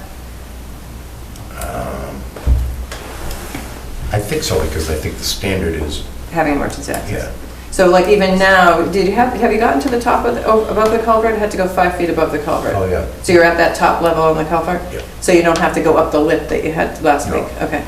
No. You can see that in this picture. Yeah, I didn't really look at the pictures. It's the top of the culvert, so we're up here. Oh, but so the fill's still, you're not having to climb up though, you're graded enough? Oh, it's flat. Yeah. Okay, Goes flat right across. okay. But you still have more fill to bring in on the top? Yeah, but I mean, okay. it's, we're nearing completion. Yeah. The biggest question I have is that as we get towards the end of the growing season, whether plantings will be ineffective and what kind of, They may not grow, but Second. they just go, I believe they would just go dormant. what will that affect the erosion in the area? Yeah, I think if you agreed to allow him to try to finish this, and you gave him a deadline date, as far as the wall and the grading or whatever, then if they didn't, I think they would still, no matter what, need to have some kind of erosion blankets or jute netting or some other, Yeah. method to stabilize the slopes, because the what we typically see is just the frosting and frost heaves in the spring and Yeah. even erosion and rain in the fall as things get cold in the morning and then warm up. You know, Yeah. so you start to get those rivulets and gullies that form on the slopes. Because I don't see, I mean, I'm sure the plantings might get that, but I don't see that they'll get in time. Yeah, it all depends on what the What the weather season is does, to some yeah. degree. I mean, if we have a warm enough season, we have just these light gentle rains, and Yeah. you know, he might get something established, but it's never a sure thing. It's not going to be true whether the kids work or not. Yeah, but you'd still need to stabilize it. Yeah, That's what I'm- we just need to button it up today, right, Right. right. Actually, I have a question, just about your estimate. So, since we are getting into fall, it seems like the weather is way more dynamic and changeable. How dependent is your estimate on like bluebird sky Like days? decent You know, weather. if you have We to don't have good need- weather to, We don't need perfect weather. I mean, if it's, so you don't think that's going to be like influence your slipping it schedule? hasn't so far. I mean, we're very far along.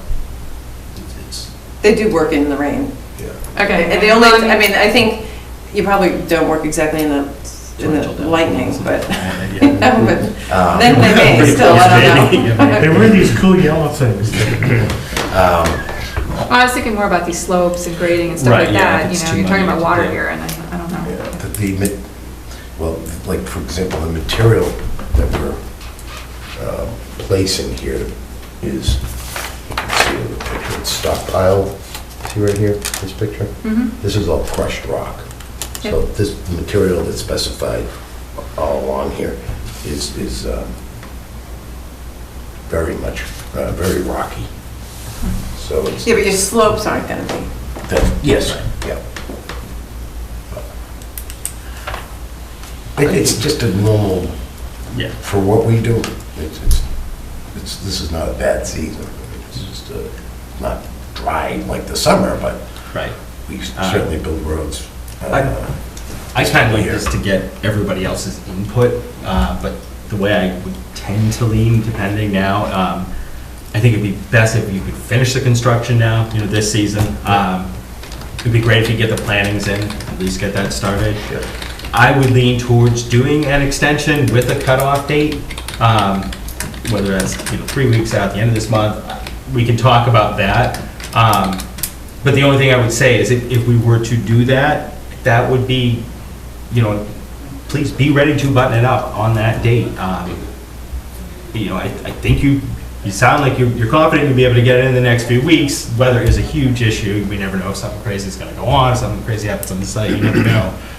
But I tend to lean, if we can get the construction done this year, let them close it down, and then maybe deal with the plantings next year, or have to reinvestigate the plantings beginning of next year. I would almost think it's better off than having them button it up now and then have to come back in and finish it next year, but I'd be happy to hear what other people think.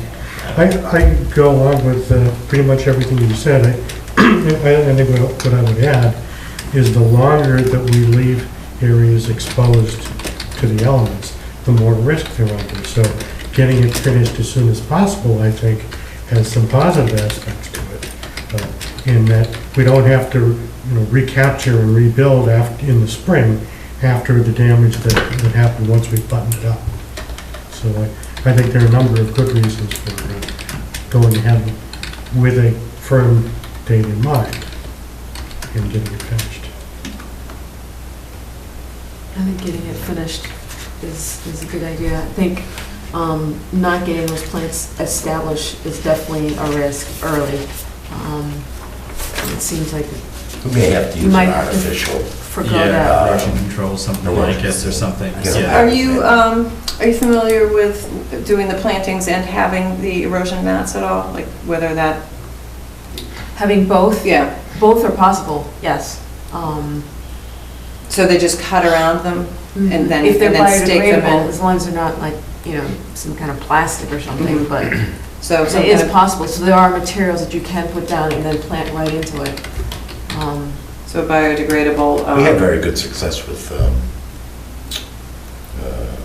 Netting, or, it was, June? I don't know what it was, Yeah. it's almost like a not a canvas, but well, they have coconut matting, there's jute netting. We haven't spec'd one out in a while, so I don't know what the best one today is. So I'd be I think I would say that we would want to know, you know, if you, so anyway, for the two, and now speaking, if you're going to go forward with it, I think we should have some specifications provided, you know, that it's something that we're going to find agreeable, you know. I'm going to bring in some samples to the next meeting. Well, you know, and something that Brandon or somebody's recommending that they've used more recently, and I think it's like the, you know, the new thing. The coconut mesh has been around for so long, I just don't know if that's like what people are still finding is good, you know. I am going to a good erosion control workshop coming up in October, but actually I'm going to have to cancel, to do that workshop, I'm going to have to cancel my Wednesday at your site, but I think it's going to be worth it because it's a site in Marlboro that has all kinds of erosion things that they are recommending we look at. So I might have some new information at the end of the month, but before then I think we should get your recommendations, or Brandon's. Okay. And Maria could... So, yeah, ideally it would be best if you could complete the road. My concern is in 2 to 3 weeks you're not going to be done. And then I think you need to be prepared to stop. But if you can get it done in 2 to 3 weeks, ideally 2 because our next meeting is in 2 weeks. Do you think that's doable? I think the wall should be completed next week. And then right as soon as you're doing the wall, you're doing the grading. There's not much left on the wall itself. And then you gotta give all the slopes adjacent to it. So I think what we're talking about is having it reach a stage where there is complete erosion protection in place, where it needs to be. If there's other work that isn't finished at that point, that doesn't affect that, that's a different question. But that's our concern, is the erosion in the key areas. So I'm not sure if I quite have got a date from you yet then. So I agree with, there should be some decision, and maybe in 2 weeks, as to whether all work has to then stop. Yeah. That's sort of what you're saying? And so Yeah. that gives him some time to button it up, or you want it buttoned up within the 2 weeks if they haven't finished? So wherever they land? Or are you more open? I would, but my request would be that we go to the end of the month, we come back in 2 weeks, we figure out what kind of control you want, whether it's going to be the coconut netting or whatever netting you're going to want to do. And then how long is it going to take to establish that? It's already Another passed. 2 to 3 weeks for that? No, to install it, it's probably Yeah, it's a couple days. Yeah. Yeah, the planting has to, I mean, technically should be done within this week, you know, The 15th. yeah. Yeah, so we'd ask that, we'll come back the next meeting, we'll figure out this issue, that final issue for the winter button up, but I didn't. Well, I think what Elizabeth and I were just talking about was planting with the netting, though, because there's some products that you can do both. You know, you do it at the same time. Because it's probably not as good to come in and then tear places apart with your your tree bundle or whatever you're putting in there, or your bushes.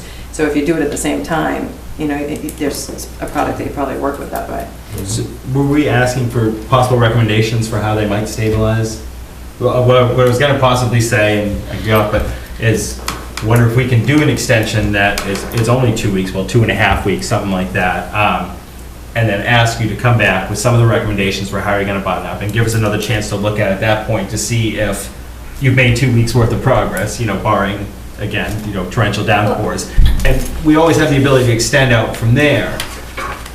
Why can't you just be done in 2 weeks? The road and the erosion control and the buttoning up, everything done in 2 weeks. What do you think? I think it's approximately 2 weeks. That's what I hate to say. So by the next meeting, 2 weeks from tonight?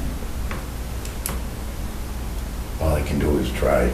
I don't want to give you a guarantee that, are you talking about with the plantings in and everything? Or are you talking about the... If either with or without the plantings. But the it's road is done stabilized. and stabilized. If you can't do the plantings now, you can put that off until next year and that's fine. But you have the netting down or erosion Yes. blanket or something. Yeah. Because if you have To the right really be product- done with that, so that we don't have to worry about erosion issues at all. Well, I don't think we have, frankly, I don't think you have to really worry about erosion issues if you're using artificial erosion control. it's not, we're not reliant on it No, but growing. the point was that Maria was making is can you get it done? All of the work within Yeah. the resource area, and if you can't get the planting done, you get the erosion control, artificial matting or whatever done, by the 21st. Exactly. I think it's possible, but I just How don't, I don't want to useful- give you a guarantee. How useful is it I is it think to so. do the planting at this, right at the end of the year? You can plant, it just won't grow. So But it maybe- doesn't die. it So just- maybe all you're doing is you're just adding time to the amount of work that you're talking about by including the planting. So if you say, yeah, plant it in the spring, it's only going to grow then anyway, then that saves Yeah, you but some planting in the time. fall is a good time to plant, it is a good. Soil's so warm. It can't hurt if you, I don't if think you we can have- get it in. If we that'd have be a good. drop dead Yeah. date of 2 weeks, might it make enough difference? If you did, I don't think I don't think anything drastic is gonna happen over, whether it's 2 or 3 weeks. We're gonna use artificial, Yeah, well, it's Rains New to- England, right? We don't know what the weather's going to be. We cannot predict that. That's why there's a sense of urgency here to finish this. oh, I know, trust me, I'm well aware of the urgency. We've been working very hard at it. So I'm hearing that you're saying you'd like it done in 2 weeks, that's your. Exactly. Okay. Yeah. That includes planting. No, it doesn't have to. Okay. Just But erosion enough. controls and the road complete. It's up to you. If you think that you have time to do the plantings, fine. You have the flexibility to do that next year, I think that's fine. I'd like to establish a deadline. I'd like to believe that we've established a realistic one, and whether it's 2 or 3 weeks, I would be happy with one that we were confident in. And I don't know whether that's 2 or 3. I wouldn't want to set it as an absolute 2 for something that we weren't sure he could hit. Well, he threw out 2 weeks, so.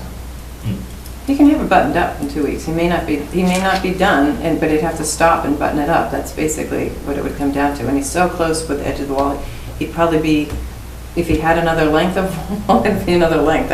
It's most likely it's gonna happen as far as I've seen. And it would just be if you had equipment that broke or, the weather. Well, we've got 4 excavators there. I mean, if one Yeah. breaks, we've got 3 others. You got enough of the material backfilling and everything? Yep. Well, could we do a 2-week extension? I mean, And, in theory, that's it, it's 2 weeks. But we always have the ability to extend again. That, to leave you with the idea of, it's a 2-week extension, basically, if you're not done in 2 weeks, it's button it up and wait for the spring completely done. But at the same time, if you come back in 2 weeks and say, all right, now I'm 95% done, I might need 3 more days, I'm not gonna be crazy about that, but, That's the concern, that this is going to keep dragging out. that's... And that's what we want to try to. right, no, I we wanna understand. try to I don't avoid think we're at, I don't anticipate that. But, I mean, I could anticipate we can come back in 2 weeks and we give you a status report and say, look, this is all that remains. But you shouldn't think of it like that. No. Yeah, no, Let's please think it's positive. done. Let's I've shoot been for 2 working weeks. 7 days a week out there. Okay, well, maybe you Well, can find a it's day. around- to- So And we it would sounds have like your ultimate goal, getting to the Yeah. other side is doable anyway, even if you had to stop in 2 weeks. Is, You'd be doable to get to the other side of the culvert to do your oh, work on. we're well above. Okay, so, making that the focus is to try to get everything done and buttoned up in Yeah. 2 weeks, and Well, he then, could cross it and get to the other houses. Oh, yeah, we'd But drive it over. you don't want to bring the people who would finish it back in the spring. well, No, that's another. Yeah. So he wanted to get it done. I mean, we'd like to get it, Yeah, I'd like to get it done, when yeah. you say done, by the way, I mean, we may pave later than in 2 weeks. 'Cause I think we're talking about erosion stabilized. yeah, you'd work the banks. That's what we're looking Okay. at. I think you're talking about all the fill Yeah, within that's- the river, within the resource area, the And the slopes. What's And- the and cutoff for December 15th? November 15th. Well, around November 15th, you can pave till about the first week of December. The asphalt plant's all closed and... It depends. Second week of December, it depends on the weather. There's always one open that stays open. But, I think for your purposes of getting, a status report in 2 weeks, it makes sense just to use that because you're not going to know. you know, if we don't have them come in, and again, typically I'm out on a Wednesday, so I wouldn't have been out before you met on that week. I mean, we could set something else up, but, you know, then you'll know where it is. And if they say everything buttoned up, I think it's going to achieve for the most part, I think you're going to be able to do everything questionable on the paving if you didn't have all the fill done, but. Well, I was gonna say, we have to put it to a vote to extend it, right? Because we extended it through basically today, whereas tonight there's a very good chance it will be extended for 2 weeks, no problem. Next meeting, you know, there's a good chance the vote may say Why don't you go for the vote, because we got a lot more stuff. Can I ask one more question? Please. If everything's buttoned up, you know, as far as erosion controls on the slopes, and we need to, like, gravel and pave, is that going to be an issue if everything is stabilized and protected on the slopes? If the work is outside of the area. I'm not sure, I just don't know where that line falls. but- See, I wouldn't have as much of a problem with the paving, because I don't think there's going to be, you know, I wouldn't have as much of a problem, but I don't know what you're talking about the gravel. What are you talking about with gravel? Right underneath the pavement. Oh, another they course. graded, yeah. But it's not really a lift, it's part of what they put it down or you put it down? We put it down. So wouldn't you get that down, you don't think you can get that down within 2 weeks? I think that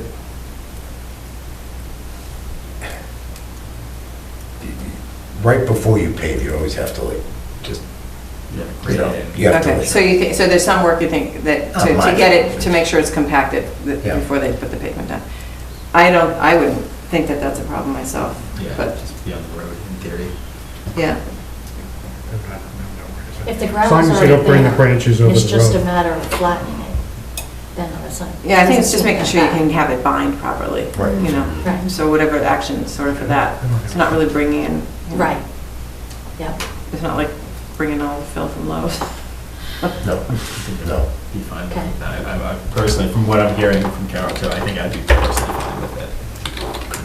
Is it time for motion? Yeah, so that's it. I'd like to make a motion. Thank you. To extend Century Mill Estates order of condition for the road C crossing for the, oh God, the date of completion of work, the date of, The date that you would like to see the work within the resource area yeah, completed the work by. within the resource area completed by October 1st. I make a motion that we extend that date to October, what's our next meeting? 21st. October 22nd then. Why Right. 22nd? Well, because he's gonna come in on the 21st, so it would be, that's, you know, Okay, next that would be the morning. last day. He could actually work that day, Okay. come in, Fine. and then if it's all bad, you know, the next day it's done. Okay. Does that make sense? I'm happy saying the 21st too, I just. Second. All those in favor? Aye. Okay. Would it be too much trouble for you to bring these back with the completion pictures? No problem. And these pictures here, so we see before and after? So one row down, one to go. We were also going to, we're going to talk tonight about the slope. Yes, so, well, for whoever it was, Jim or Brian just said, do you want to talk about Road 8 first? Well, this is on Road C, and in order for us to Okay, so, finish the work, we... so on that plan I passed out to you, you can see that there's a retaining wall up gradient of the flag line, like Q112, sorry, Q106 to Q112. Yeah. It's just above the erosion control line. 11. Right next to where it says ET wall there. It says RET wall, Yep. yep, that's the retaining wall. So there's a big slope here, Yep. Detention. and then the No, I mean, berm and But that the haven't detention. So everybody. Exactly, looking at it, excuse me. Yeah. I'm sorry, I'll be there, right here. Oh, Okay, so basically, Detention. it's at the bottom. This is the, in this area, I'm sorry. Here. Nice. Yeah, no, go ahead, please. This, No. this area here is where the culvert is. That's the low point. This is substantially higher, and this is substantially higher, hence the reason why there's a wetland in here. So, there's a detention basin up here. This is a picture of it that we built. So, So this is going way up here. this, right, This is at 412, And it did- it's- 412 here. this is at 402, and this is at 412, but this is finished grades, so This is it's, going up, this this is- is the peak. exactly, so this is actually what you can drive on top. Yeah. It's designed to. Oh, right here. Yes, yep. Okay. So what you're seeing here is approximately at a 2-to-1 slope. And what was designed and was on the plan is a 3-to-1 slope, which I'm just gonna, so that would have made it so you needed a wall coming up, not a big wall, but a wall that would have run So that- length. So that so wouldn't be that- steeper, but it would be longer. It would be a little flatter because the toe of the slope, this would be able to be maybe, I don't know, however, whatever the wall height was, 4 feet high or something. It wasn't a huge wall. So that's the difference. You got the slope. It's a little steeper. Yeah, I know. Am I doing it? I'm trying to give you the idea of, there's on the plan, there's a wall here, it would run pretty much the length of the toe. And we would like to eliminate the wall. Why? First of all, I think from the Concom's perspective, and for animals moving around, it's much nicer not having a wall. It is something we've done previously at this site. We've eliminated walls where we could with Concom's permission. Similar to this. It also aesthetically is not the prettiest thing to have a concrete wall in a residential area. And our engineer believes it would be fine. It's just when you're designing this subdivision, when you're designing a subdivision, you design it to meet all of the standards, so you don't have to ask for waivers at the time on slopes. Although, in our approval, the planning board actually did recognize the benefit of waivers on slopes, because we do have like a waiver for saving trees and so forth, to increase slopes from what's required 3-to-1. So that, but we would need the, So Carol, you've been out there, right? Is this the one that we walked? Or is this another basin? No, I don't Is this think a you and I different one? walked it. Okay. Jim and I have been out, yeah, we looked at it the last 2 site visits that we had. So what I had wanted to get would be a plan that showed the grading, so that we actually had something that would, give you the proposal of what they were going to do. And that way, when they come back, looking for as-built, providing as-built, you have something that you're, doing the same thing with. What I didn't know, and what I guess I'm still not 100% sure about, is if you eliminate the wall, where the toe of the slope is going to be then. So if you look, and where the erosion control elements below that, I'll just finish. So my question had been last week when I met with Andy, is, where is the toe of the slope going to be then in relationship to the erosion control? Is it going to be right up to it? Is it going to be 10 feet back from it? If the wall was there to limit how far you were kind of grading out. So do you have to grade out further? So I don't really still know that. But I'd like to see it on the plan to know for sure that that's how they're designing it. we wouldn't be grading out further. I think it's a question of the elevation of the toe. With the wall, it would be up higher, which would make the slope more gradual. Yep, a little bit flatter. So that was, I have no objection from the standpoint of, again, not having a hard, surface for animals to not be able to climb up, I think it makes better sense. That whole slope is, or much of that slope is part of a restoration area, so it will be vegetated, and most likely, most of the back slope probably won't be mowed or anything, will be much, sort of blend with habitat purposes, other than you can't really have trees typically growing on that stuff. Although we planted the backside of the slope. The backside, I guess, was okay. So anyway, I had no objections, just wanting to really see the detail of it, because I just want to make sure that, what we're talking about is what the engineer is going to stamp and say, yes, this is accurate. Yeah, I would tend to concur with that too, is to see some sort of plan. Can I make a in suggestion that theory, we go ahead, please. submit the plan to Carol, and if She disseminates it to us? because, again, I'm not, you want to get this done, we want to get this done. This is, what is that picture? It's pretty much there. I mean, the detention basin it's built. So Yeah, no, we're at the point where we would have the engineers come out.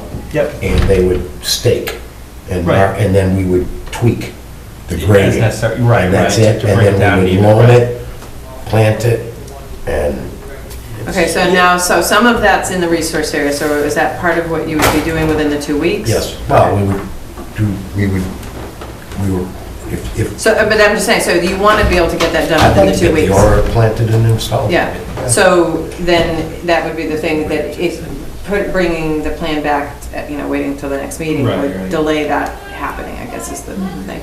So did Mike provide you with a plan then? They have a plan in progress, but he didn't have it to send me for tonight. Okay. So did he But that- tell you I mean, when he could get it? I think we'd have it tomorrow. Okay, so potentially we could have it at the site visit, I think? Yes, well, that's at 10 a.m. But this is pretty much it. Yeah, but if What's he sends it electronically and I Yeah. send it out to Yeah. you guys, and you can all get back to me and say whether, it's seems to be what we talked about. And I can think the same sort of thing is if you can't get it stabilized with vegetation and the slope is so steep, I think we need to do the same sort of Oh, we would. netting We would and, do vegetation whatever is if we can. needed to stabilize it. Yeah. But if it's not going out any further, and the slope is 2-to-1, it's not 1-to-1 or something else, then, I don't have any objections. I tend to say, I don't know. I think it's others' okay. thoughts. It's better than the wall. Yeah, sounds like Better than the wall. And the other thing that, he'll tell you, or could tell you, but I'll say it for him, is that the material is just clay dense material. So as far as the erosive quality, it's really going to be the top loam layer that we'd be more concerned with. There has been some movement, when things have come in and were being dumped, the dump trucks would come in the back, and sometimes they went a little too far. And there was one corner that there was some flow that got close to the top of the silt fence. But they had been working on correcting all that, most of that, I think, at last week's site visit had been corrected. So I don't think that there'll be a lot of erosion from that slope, but you still can have those gullies, those rivulets, so I would want, to see that jute netting or something in it, and planting. I guess we'd ask for a motion that Carol be seated with the ability to Yeah. review the plan and follow Right. through on the Right, well, request. because Carol will give it, will send it out to us to give us a chance to review the plan and review it herself. But I'm trying to think, make a motion that we amend the order of conditions for the Road C crossing of Century Mill Estates to consider removing the requirement for a retaining wall at the bottom of the slope we have just discussed. All of this pending our review of the plans, of the amended plans without the retaining wall, and coming up with no further objections. Does that make sense? Mostly, the intent is there, you're not really amending the order conditions. Okay. You're really just, you're considering the revision to the plan. Okay. Make a motion that we consider a revision to the current or the current Approval. plan for road crossing C at Century Mill Estates, to review the necessity of a proposed retaining wall, and that we, oh gosh, Yeah, and then, so you said pending the commission's approval of the plans. right, that we would, yeah, what Carol said. Give Carol, see Carol would. Yes, no, pending our review and approval of the, it's not amended, it's Of the revised, revised. of the revised plans for the road C crossing. Is that somewhat like that? Yeah. You clean that up. And- Second, Well, And we're basically going to, it would be the plan to have a 2-to-1 split. right, was it 3-to-1 in the order, is that it? The plans. The initial plans were 3-to-1, Okay, right, right. so the only other thing I guess I would add, and that the work be completed by the October 22nd deadline. Yeah, and then, well, this work would fall under our other current motion, right? Correct, for the whole Yeah. entire Road C crossing, that we're extending the October 1st deadline to October 22nd. And then this would be covered under such as well. So you got a second? All those in favor? Aye. So close. All right, that's it for Road C crossing, correct? Yes. All right, so now it's A crossing, is that the other one? Yes.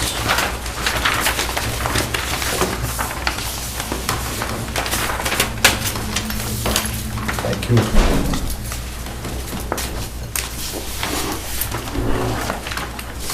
Want me to leave you these pictures? What's that? Do I- Yes, yeah, that'd be great. Yeah. we can come on next time.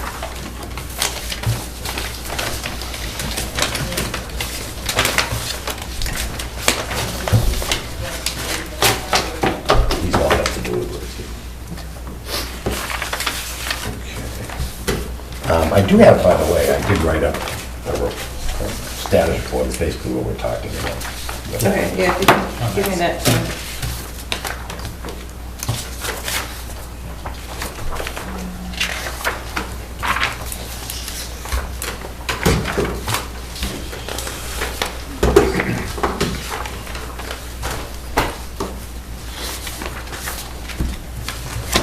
Okay. So we are on second page, Road A, Phase 3. The crossing in this, the work we're talking about is in Phase 3. The crossing is approximately in this location right here. And just to give you an idea, this is the phasing plan for the project. So Phase 3 is in this area, in the middle of the project. This is what we were just talking about. Road C, this is. What your, oh, go ahead. I don't wanna- Okay. Well, not bad. Well, I was gonna say, what are your plans for that crossing? Is that another one that you are gonna try to get in before the winter? Or is that one that you're in the process of buttoning down, ready for spring? And that's under those same orders too, where that was another October Yep. 1st. This,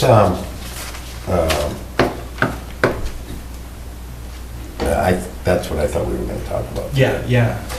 So, that's my concluding sentence on the Road A Phase 3 is the commission and developer should discuss plans for future work here, or alternatively, a buttoning up procedure needs to be agreed upon and implemented. This crossing, the land is substantially different than the other side.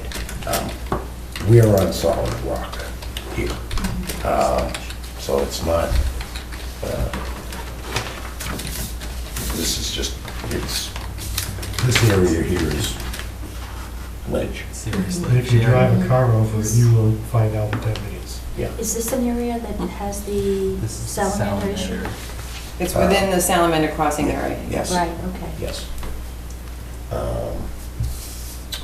So, we're, the area that is of the stream, which will go under the culvert, is surrounded by hay bales. I have a picture of it, but no, it's, so. I have a picture. Do you? Yeah. Well, I don't think it's okay. So we're sort of traversing, we're driving on solid rock. It's that's what it is, solid rock for quite a distance. What does it require for this crossing? Is it? So the question is, do you want us to continue, would you, I mean, we can continue working, we cannot continue working. Well, the road itself is solid rock, but the areas on either side, Outside the hay bales, well,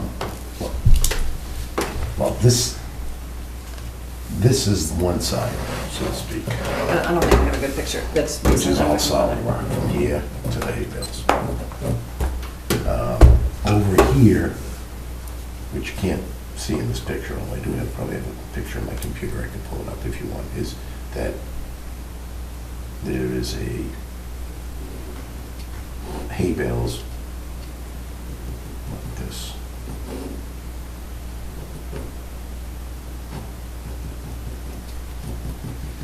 Surrounding the stream bed, which was sort of in here, if you will. It's dry now, So what's the percentage of work that's been done, you think?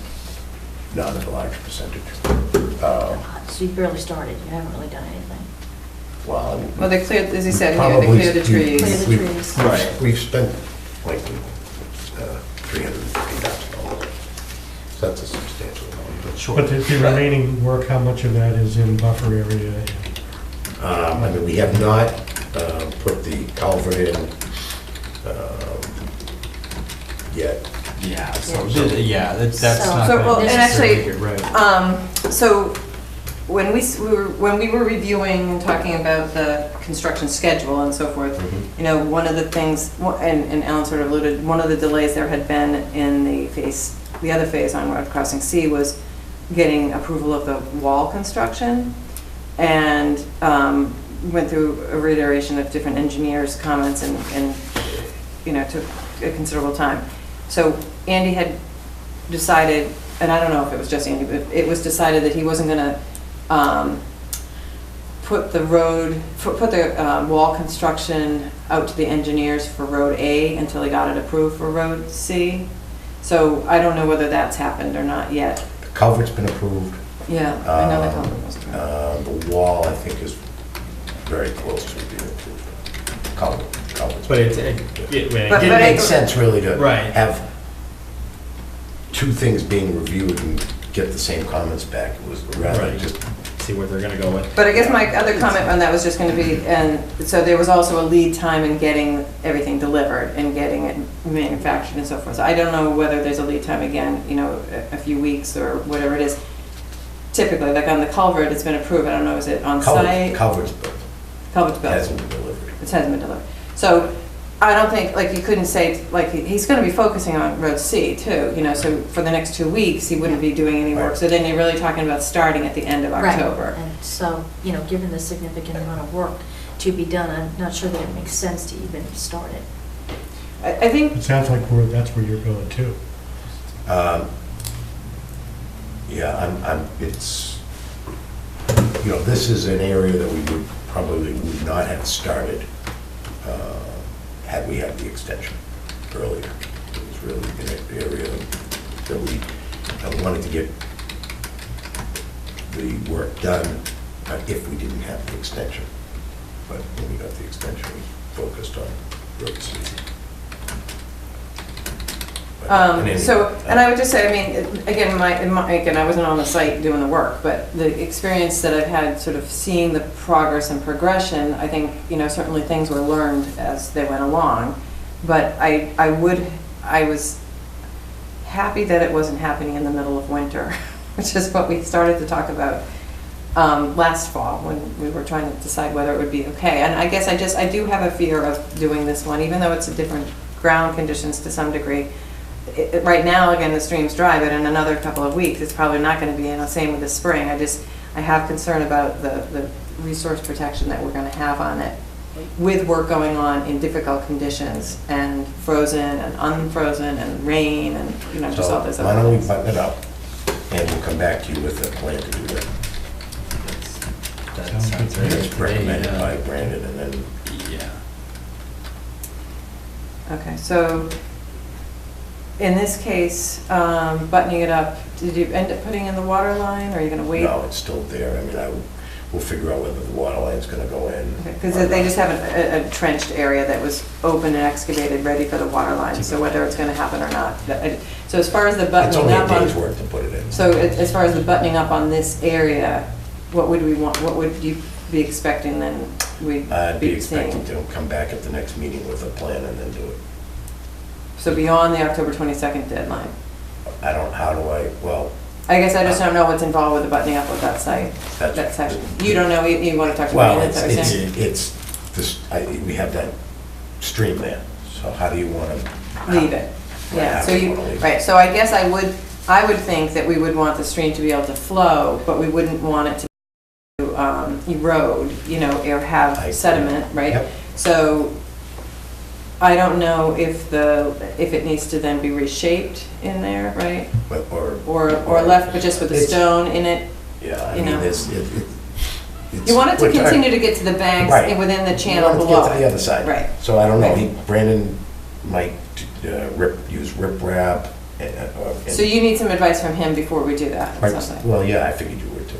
Yeah, I mean, I prefer to have, Recommendation, right, I mean, that would make sense to me.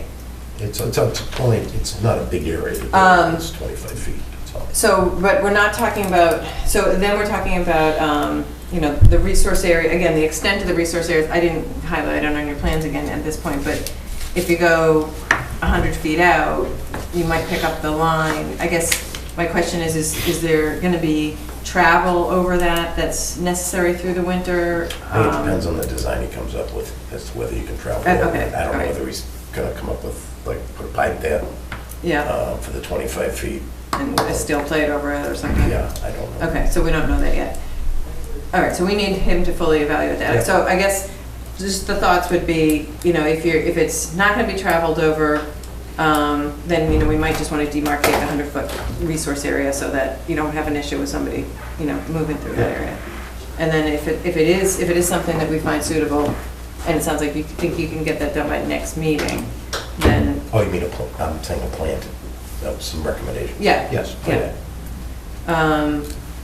Yeah. And we can decide if anything other than monitoring the erosion control will be needed and just, you know, I mean, monitoring the stream flow rest of as it the comes. area, as far as in the resource areas, we cut trees for the detention basins. Mhm. However, no stumps have been pulled. Right, right. Now, what about we've talked a couple of times, many times, about the erosion control that didn't get put in, that Still they haven't gotta get SNF to responded. come back. They- I know they're gonna come back and do it. I mean, they're functioning fine now, Yeah. but we wanna get them Okay. replaced. And, We had straw bales that we purchased from SNF Farms. We've been doing business with them for a long time, but for some reason, they didn't hold together very No. well. Like for, in a couple of months, I just think they weren't tightly bundled or something. compacted or something. It's like they were filled with sawdust or something. I don't know, but so they gotta replace them, so, but they're okay now. But they're just not. Okay, so you guys okay with getting a plan by the 21st of how they're gonna button it up? Or do you feel? I mean, I we can need get to- a plan earlier, it's just. But the question is, can you get it buttoned up by the meeting then, the 22nd, which is what? This is not a big area, Okay, so then, 25 feet. so that would probably be your preference then, to see it all buttoned up by that same If day? it's that little, then maybe we could shoot to have that. But do you want to review the, What yeah, recommendations the Brandon has? recommendations, that's Yeah. all? Or do you want me to just take what he? Well, you know I'm gonna wanna review it. Well, I was gonna say we want to review it, but yeah, they have to have a chance to have input on it too. Yeah, I mean, so if Brandon can give either some recommendations, and I can send it out to them, the same sort of thing, that you can get back to me with, you know, you had some concerns, answer the questions, or, you know, look good, let's get it implemented. you know. And if we do that in a certain time frame, maybe he can have it done for the 22nd? Right, Or I is mean, that- so do you think is that too Brandon, aggressive? he's I already think you working on could do that? it that way. I always think it's better to meet and talk about it, because I don't think anything is gonna happen. It's there over the next 2 weeks. that I mean, needs to- ideally, it'd be nice to just have everything done. Yeah, but if we don't know what it is.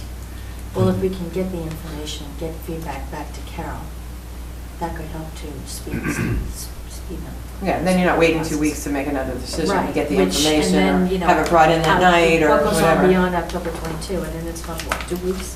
And Yeah. then it's November, and Yeah. it gets dicey. So see if you can get it to me right away, and I'll get it out. Okay. I don't need to make any kind of motion on that, do I?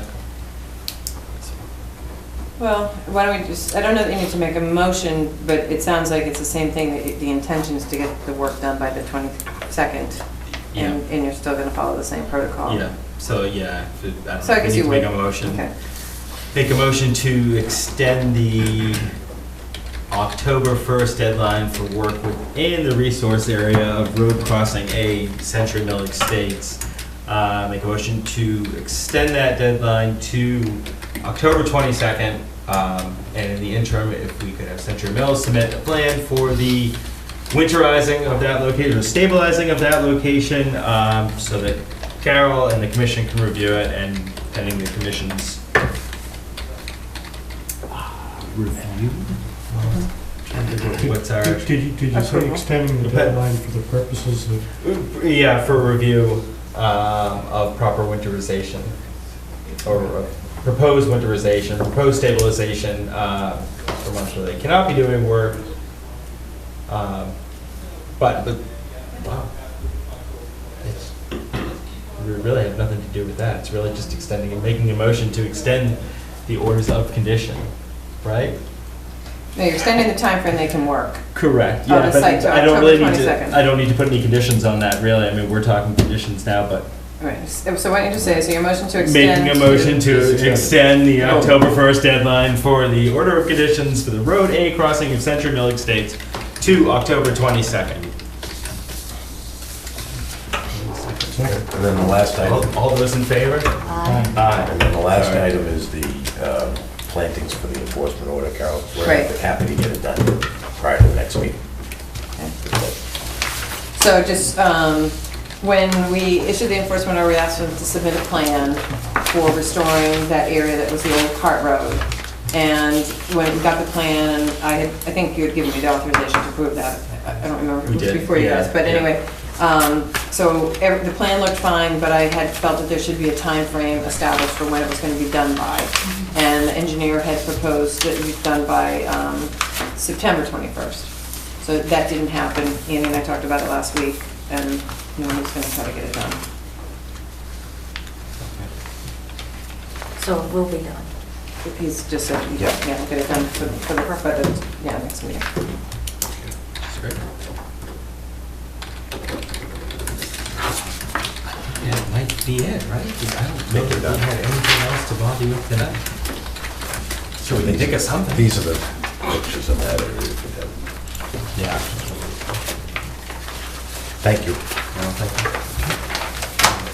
Good. Okay, thank you.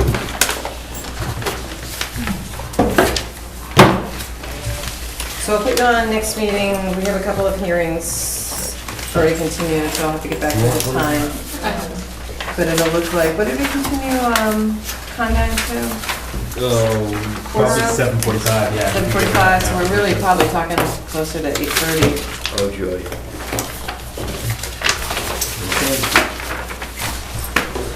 Could be 8:15 maybe. Well, or they could, or they might tell us they're gonna continue again, in which case I'll let you know once we. Yeah, whatever. Whatever. No problem. Thank you. Thank you.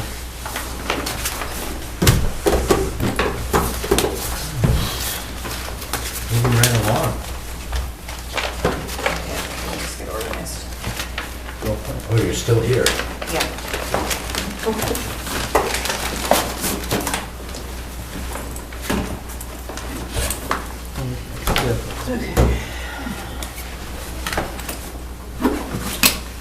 Oh, while you're doing that, I'd like to make a motion that we recommend to the Board of Selectmen of the town of Bolton that they appoint Heinz Vincio. That's right. Beautiful, to the commission. Second? All those in favor? Aye. Carol, I may be able to make the 10 o'clock Century Mill meeting, but I won't be able to stay for the whole thing. Yeah. I've got a rotary conflict at noon in the afternoon next week. Okay. Well, we'll try to make it. Gotta get home and get changed Oh, in the interim. is there a special outfit you're wearing that? Oh, Oh, you just want to take, not do what you're wearing out on the site visit? yeah, and put on my special That was a Rotary good job. International tie. Oh, We're making the presentation to get oh, To so you get- gotta look You right. get halfway through a motion. contributions on Yeah. the project. I got even to myself, like, I don't even know what I'm saying. Okay, so after Century Mill, we did the motion to appoint, Mike. Oh, I'm So- sorry, yeah. Good, excellent. I hope you weren't opposed. Oh, no, no, it's not Oh, good. opposed, please. Have to revote. Because we don't have Yeah. anyone coming in now, so it won't be, yeah. Yeah, no. Join us. So how did it go? You want motion? I was. Oh, okay. I was just curious how you all It felt. was a very friendly discussion. Good. So, all right. Do you want to move on? Okay, so yeah, Five Shire Dam lowering project. You had sent us a message about that, so that you probably remember the least important thing, which was that Rana wanted to use some of the stones to make the Yeah. bench. So I went out on Friday with Rona because, anyway, Rona Balco is one of our volunteers. She's been kind of a land steward for Fife Shire for many, many years since before I worked here. And she did a lot of work on the dam itself, kind of reinforcing it, and got funds, and, it's been, her place that she really, not only, actually, she also is a steward for the Vaughan Hill Conservation Area too. So those are her two main ones. But so I had told her that we still had some stone left over from the removal of the dam, and she had talked to me numerous times about the pond at the upper pond. So when you first walk in off of Waterquatic, you come to a smaller pond that has a bridge kind of that's in place there, and there's a sluiceway with a board, and so it's a dammed up pond there too. And as part of that dam, there's a section of concrete that extends parallel, as the bank, off of the sluiceway. And then it was rock along the edge of the pond. And a lot of the rock has sloughed off. And so the bank of the pond is not so stable any longer, it's continues to erode. So, since we have a little narrow, place to cross, you don't want to lose your path. So I had wanted to see if she thought that the rock might be suitable for putting up into that upper pond area. And I think, she felt like there certainly would be material that we could use for that. So related to that, I guess I wanted to bring it to your attention to see if you wanted me to get a quote for doing that kind of work. The rock is heavy, it's not something that probably we could do with volunteers. So the rock that fell off the bank, she wants to use to build a...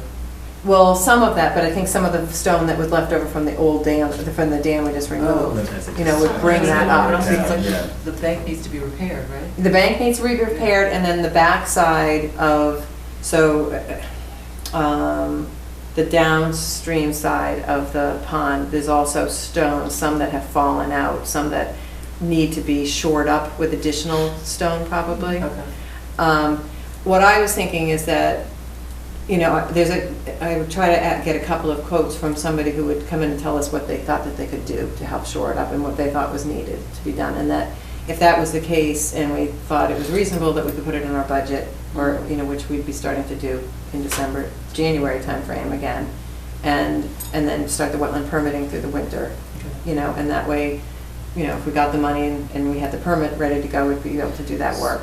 So do the Friends of the Fifeshire group, do they have any funds that they could donate? They raised a small amount, and they might be willing to do that. I didn't ask her about that. I'm not sure, That it's might not be- gonna go a long way, I can Right. tell you that. But But- I don't know if it's a yeah. couple $100 or, $50, I don't know what they have. I Yeah, can't it remember might the be- amount. That might be a good use of their funds to, Yeah. give a Yeah. portion to the town. Yeah, I think that would be something to ask about. So I took a walk over there over the weekend, and the stones that you're talking about, there, I noticed a huge pile. Yeah, that's the pile. So they would be taking from that? Yeah. And what's going to happen to the rest of that stone? Well, then, that was the other part of it that I alluded to when I sent out the agenda. So Rona had said she thought, it was a really lovely spot to sort of sit and look out towards the swamp, to the marsh, and to the impoundment, and thought maybe some of the stone could be used to build a bench. And then maybe down on the flat part, like as you walk down the slope and where the new dam is, or the new sluiceway is, maybe we could have some stones there for younger kids, to sit closer, or be down to fish or something like that, if, they're gonna do any of those activities. The big pile came from the construction area where they're doing the big dam? Or where Yes, did they it came from it was an earthen dam, and it had been shored up with stone. Much of that stone had been stone that Rona had placed and had got funding to help, purchase. So she wanted to make sure it was utilized as much as possible on site. Yeah. So they used it to stabilize the slopes along the front and the back of the new lower dam, but they didn't need it all because it was reduced in height substantially. So there was that much left over. But is the goal even to build benches and to shore up the little pond? There's still going to be leftover stone? I don't know. Or they think it'll be enough? I guess the question is, if there's leftover stone, how are we going to move it out of there? That I don't know.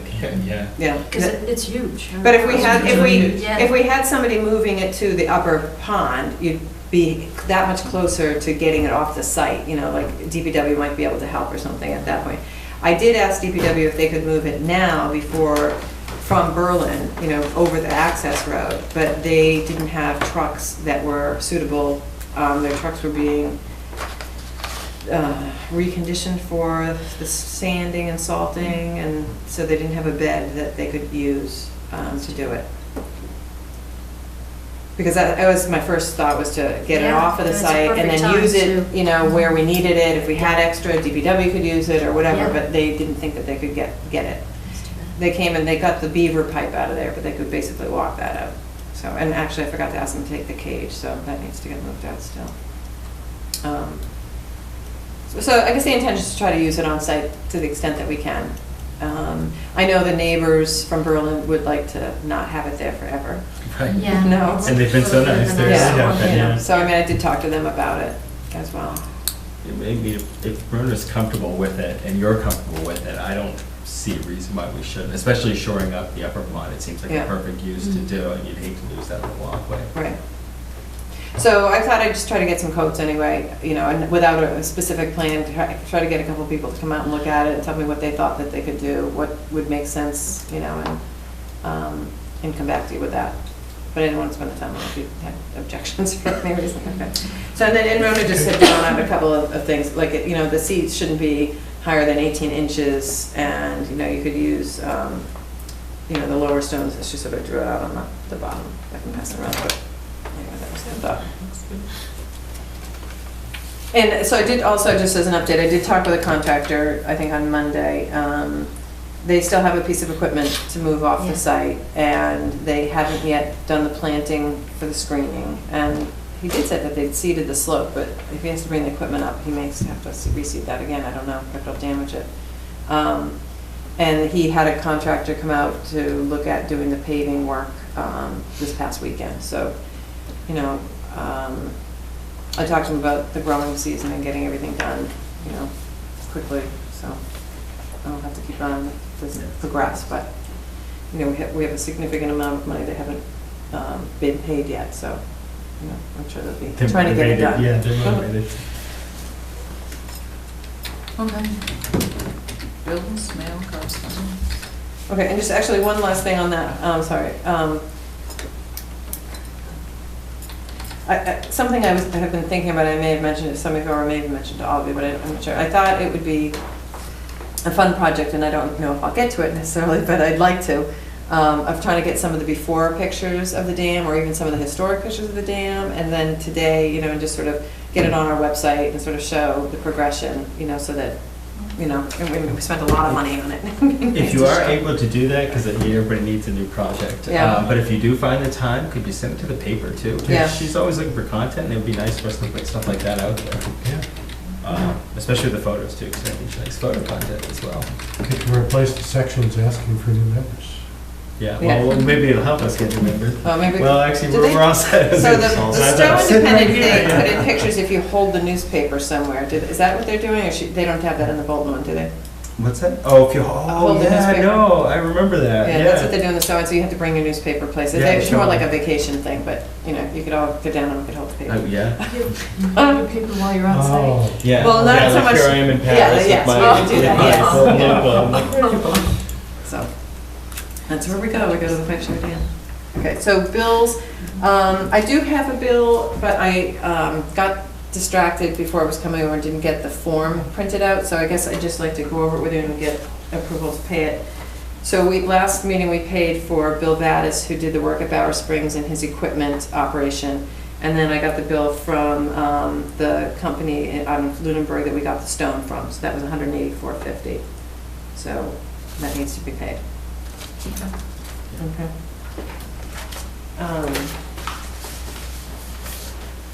I did not bring a lot of correspondence. I didn't bring you any other mail other than. Minutes or? No, I didn't get those to you. I was going to just say other correspondence. I did, just as sort of an announcement, I did get a letter. I did send a letter to the Stowe Conservation Commission yesterday. Actually, I sent it to Alan DePietro, the person who was doing the work over at Teal Road in Maple Street, and copied the Stowe Conservation Commission because they were going to be talking about it tonight from the standpoint of whether they were going to issue an enforcement order. So I kind of quickly dashed it out yesterday afternoon. I reread it this morning and said, it could have been a little clearer, but I think it gets the point. Anyway, the point being that, you know, he needs to come and communicate with us on what he's doing, and we need to be able to identify what part's in Bolton and what's not, you know, and that there appeared to be a considerable amount of alteration, and we just don't know if it's in Bolton, so, you know, we need to have some input and some communication. So it'll be the first phase. You know, as of yesterday, he had not communicated to the Stowe Conservation Administrator, so. Does Stowe put their stuff online too? Not much hope that I we're don't going know. to get Yeah. a response there. Yeah, I don't know. See if Stowe's like bad TV and watch their meeting from tonight. Yeah, See if he I shows don't them know what if happens. the Conservation Commission does, the selectmen do, I'm not positive. Stowe is so on. Land protection? Do you want to talk about the gifts first and then Sure. do the pipeline? Sure. It might be faster. So the Lamson gift is? So last time I mentioned the potential gift from the Lamsons. It was off of kind of between Quaker Lane and 495, and I said I'd send you out, you know, an aerial to sort of locate it a little more. You know, so that sort of is the extent of what I have on it. In looking, when I was going online to get the location for it, the way we search, you know, for the site, I ended up putting in the name, and I also came across that the same Lampson owns like 64 acres of land, kind of out behind the Bolton Office Park. So I threw out to Martha Remington, who's the one who brought it to my attention, this 8-acre piece, you know, that there's another parcel that, you know, is she also interested potentially in preserving that land or gifting that land? Because when you look at this piece, well, there is some upland, it's kind of landlocked in a way, and then it's adjacent to, you know, a very important wetland, big hog swamp. I mean, that wetland gets a lot of drainage, you know, and this is the upland. Yeah, I know, where's Oh. Hog Swamp? Well, this is all hog This is all swamp. hog Yeah, swamp. and That's so, Small. Yeah. Yeah. I mean, everything drains there yeah, eventually. yeah. Do we know Well, that's anything out of town. about this Is the Malecki? 64 acres undeveloped? completely Yes, undeveloped? it's also a landlocked piece. I see. Yeah. Do we know anything about this little Malecki piece? Is No, this- I don't know anything about that piece. So one thought was, if you're interested or you want to try to pursue it, do you want to look at it more from maybe we would talk to Malecki and see if they're interested in preserving their piece, and really Right. try to, as a gift, and, because it is mostly wetland on that piece. Yeah, what else would they do with it? Right, so I don't know, but, they've held on to it. I actually haven't looked at their deed at all. I just kind of put it out there that, maybe it would make sense if we pieced it all together as a big, concerted effort to conserve all of that wetland Yes, permanently, that's some way. Yeah. But the 8-acre piece alone, Exactly. do we want to own that piece and manage that piece and have to monitor that Yeah. piece? All Probably, lonely, I would think probably not unless there's a way we can extend it. So this is. Or this have is- access to it too, so, This- if you were gonna take it, you wouldn't really have any access off of any roads or anything, so. Utility right away. Yeah. Oh, the Malecki one, yeah. And there's no house on Malecki Lane, do you? This is Not all that I- developed? I'm aware of. I'd have to double check the So all these assessor's little- records. this one is-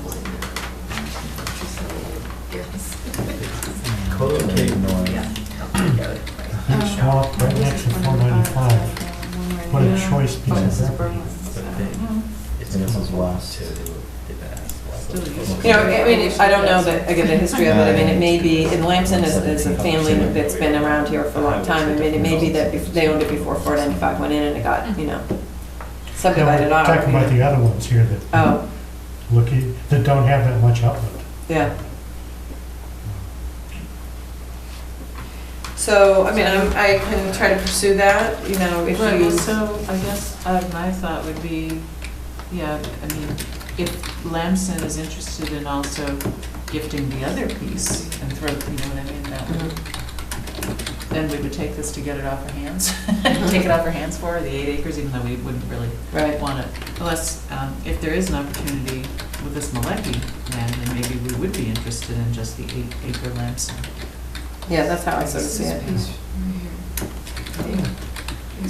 Oh, do you guys not have? Yeah.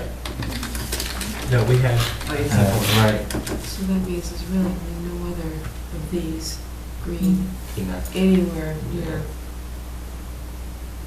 I can send you a map to show you where the 64 acres is too. I put it out to Martha, she left me a message, but it wasn't really clear whether she had, I think she maybe had not had time to communicate it or didn't get a response back, or, I think she's going through a daughter possibly. I was just for a Bolton office park. I think. Right, so it was Piece of land 495. to own, like, how did you Yeah, have that, and then the 64 acres someplace else? I think they had a lot of land in Okay, town, so, all right, but I'm so- not positive about that There either. may It's have been, well, I don't know what's on the other side, Yes. but there may be Bolton a office better park is part probably of right it. here, right? It is This now one- Interstate Or am I 495. going wrong way? 117, yeah, going towards.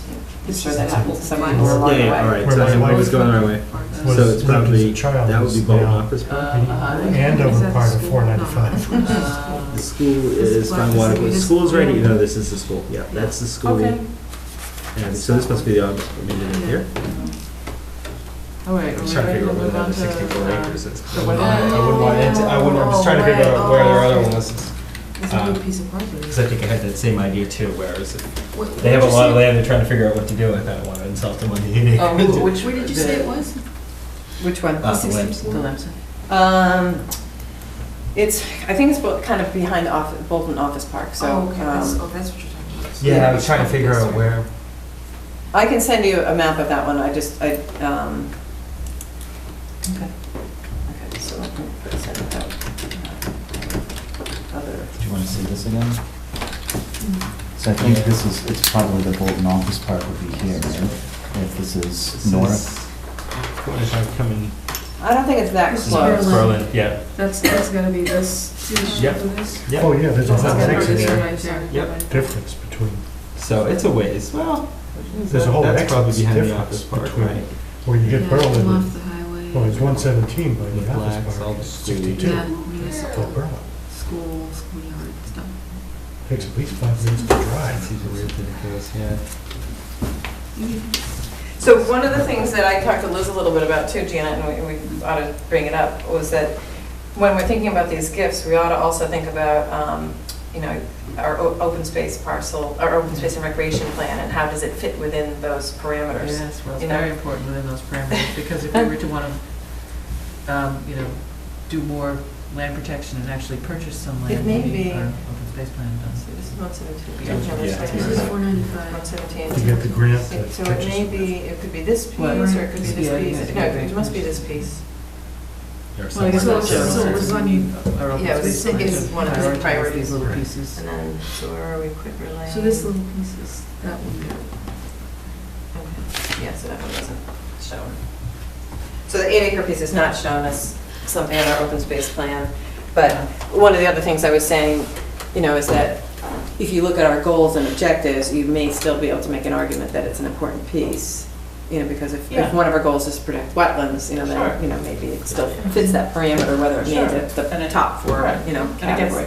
It becomes higher priority if there's that bigger piece as a possibility too. right. Or if we say, or if we make a deal with her, she just wants to get rid of this, well, maybe she'll gift the 60 acre piece too. Yeah.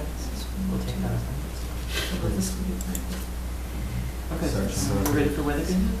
Yeah, everything like this, it must be. So you gave us Yep. this map and, I Yeah, 'cause these two wasn't sure parcels that we where checked the out, other those piece was parcels. that was already protected, the other Weatherby property. Okay, so I brought another map tonight that I don't know if I gave you or not. I couldn't remember, I didn't look up what I had sent to you already, but Probably why don't I in just, that general area. 'Cause share was it with close everyone. to stuff already on there, it was right beside. so Janet said I gave you one map, but she, from that map, she wasn't really clear on what was, the Oh, piece yeah, that yeah, was- which was the parcel, wasn't that? Okay, and I may not have highlighted this accurately. Oh, yeah, I think I did. So here's their existing home and barn and other barn and so forth. And they created an easement to access this home that was already constructed as well. And they also decided to create an access and utility easement to this parcel. So this is the parcel that has not yet been protected. This all has a conservation restriction on it. And then, because this was a separate property, this owner, who was this daughter of the Weatherbys, they put this under a conservation restriction. But if you only think of what the Weatherbys own, you know, it's this area. Is this all Bower Springs? Bower Springs is all here. Wait, sorry. Yeah, Fulton, Bower Springs. Yeah.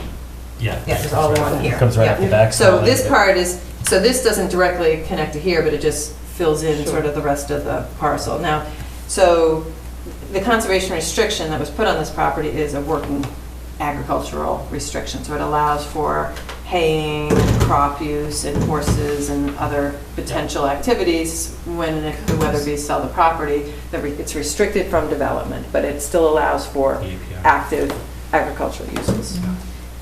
They may not all be exempt from the Wetlands Act, but that's a different story. So I think that, so what, you know, again, it was a very brief conversation that I had with Mr. Weatherby. He said, you know, they've been sort of watching the market, trying to see whether or not the land values are sufficient that they might be able to get a good price for this parcel. You know, they would like to see it protected, and, you know, whether it's time to try to see if we can protect it with the restriction and get enough money to help preserve it. Like, we paid for this restriction, it wasn't a gift, and it wasn't any, you know, it wasn't part of any mitigation or anything like that. So we went to town meeting and we purchased it. I can't actually remember the price, but and we also applied to the state and we got, you know, money to reimburse what the town put out for it. Has he had the lot appraised? I'm not aware if he has or not. So And how would access to it, where's the frontage for that lot? their frontage is here. They have an access easement to drive to this potentially lot that to would be- develop it. The easement would become a driveway Yes, for a potential yeah, house. yeah. So it cuts, you know, it cuts off the Right. whole, the working farm So what are essentially. they wanting to do here? Are they wanting to sell us this piece? Yes, I believe they want to sell it with a restriction. I'm not sure whether they wanted to sell it outright or they still own it. So Okay. I think that they're talking about, and It's like again, I 2 didn't acres. ask him that specifically, but that's how we did the other one, so. Yeah, that's what I wanted to So they want to sell us the restriction. They want to sell us the restriction. Yeah, they want to get the value, you know, they take the value of not developing it and just preserving it. but keeping it part of a working Do you have a farm. rough idea of how much that would? I don't, actually. I did get, so I did talk with a woman who's a realtor in town who does a lot of conservation stuff, and I have not looked at any of these land sales that she gave me, so I can't tell you anything about it. I can pass it around if you want. But she said that land sales in Bolton have lagged still behind house sales in the prices. So it hasn't quite caught up to what it had been. So he had been saying, you know, we've been kind of watching this to see whether this is the right time, whether we can get the highest and best value out of it. And again, so based on that conversation, it may not quite be there, but whether we have an appraisal done, or whether they do an appraisal, or whether, you know, we look at. I think that's upstairs. Is that out the front door, maybe? I'll go check the front door quick. Okay. How many acres? The only thing that concerns me is I love the restriction on it, the agricultural restriction, but you know, it's not really open to the people of Bolton. We're still preserving the land, which is great, but if we're hitting people up for tax money and they can't use the land, and I'm sure, you know, they want to get a price, and I don't want to mess up the land at all, but you know, if they get a price, great. You're going to have to extend your driveway and build a house right behind your house for neighbors, which they probably don't want. They probably love to keep land open, right? They just kind of want us to pay for the restriction. Yes, they do. We pay for this restriction.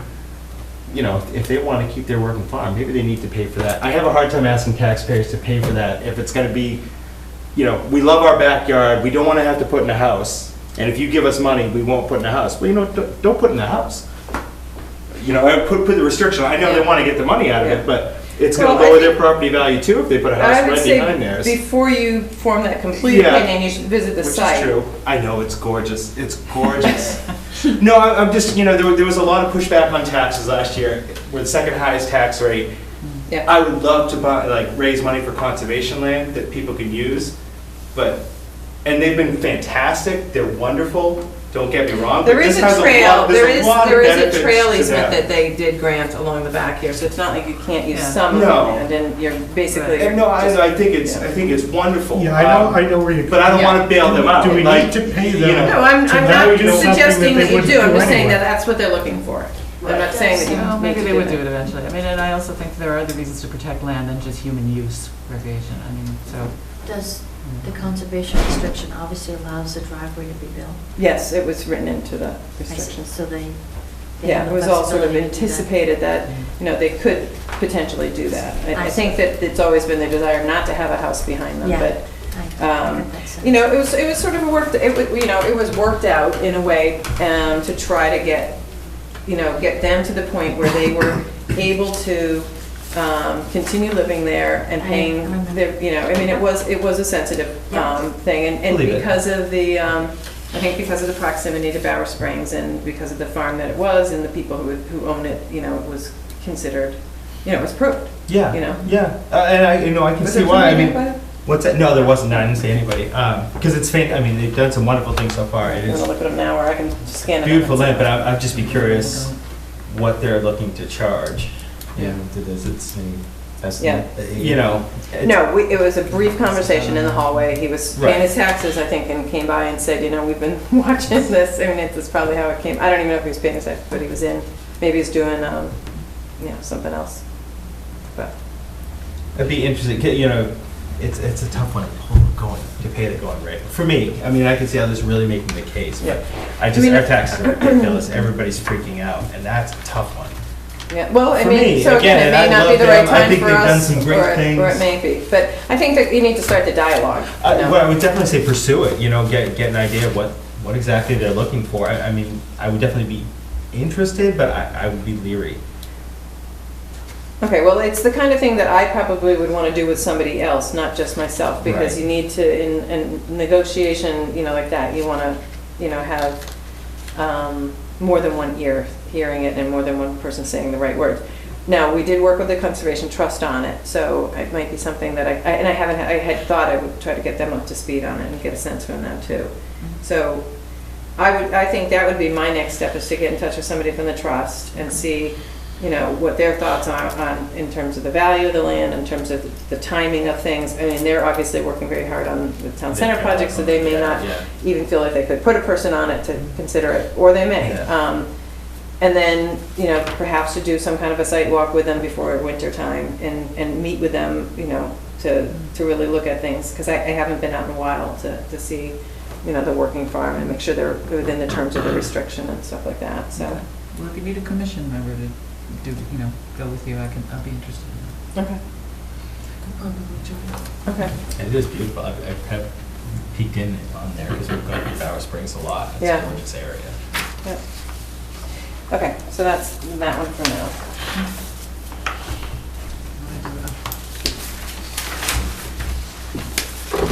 Okay,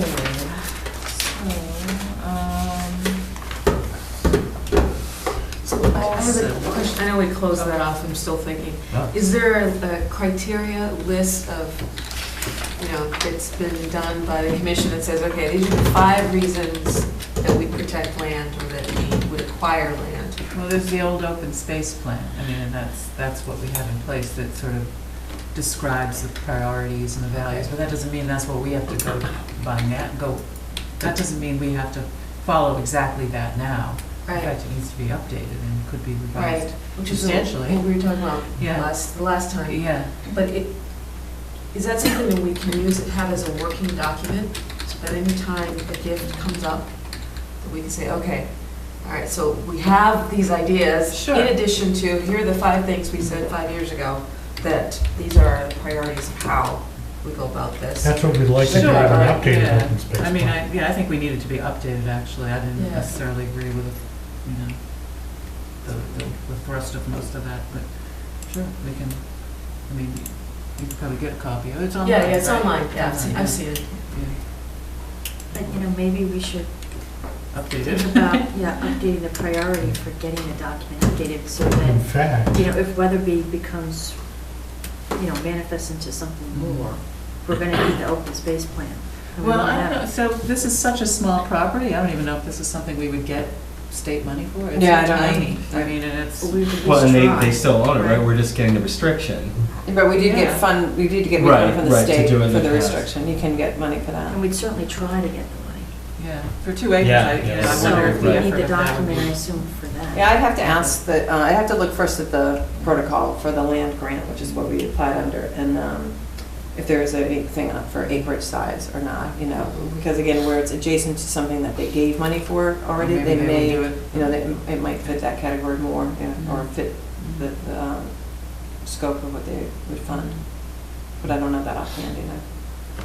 And So, you had mentioned a timeline the last time we talked about this, of next year, if that money were available. What money? land grant money? Yeah. 'Cause in Well, plan the that we timeline got- with the plan or the timeline for applying for the land grant? Well, I think I understand that in order to apply for the grant, the document has to be updated. Exactly. And that deadline was coming up really soon, so maybe we shouldn't, because it was a lot of work. Well, I'm not positive on the deadlines, to be honest. I'd have to look back at, oh, so we've passed, our plan is expired. So what I think, I know one of the things I was talking about is that there's a possibility that if you apply for a land grant, that you can also get some funding to help update your open space and recreation plan. I don't really know how that all works in terms of the timeline. Like, do you apply for the grant to get the open space plan done, and then you apply for the land grant, and then what happens if we don't get authorization, you know, to go forward with it, and, you know, and we've done the open space. So I haven't looked into that part yet.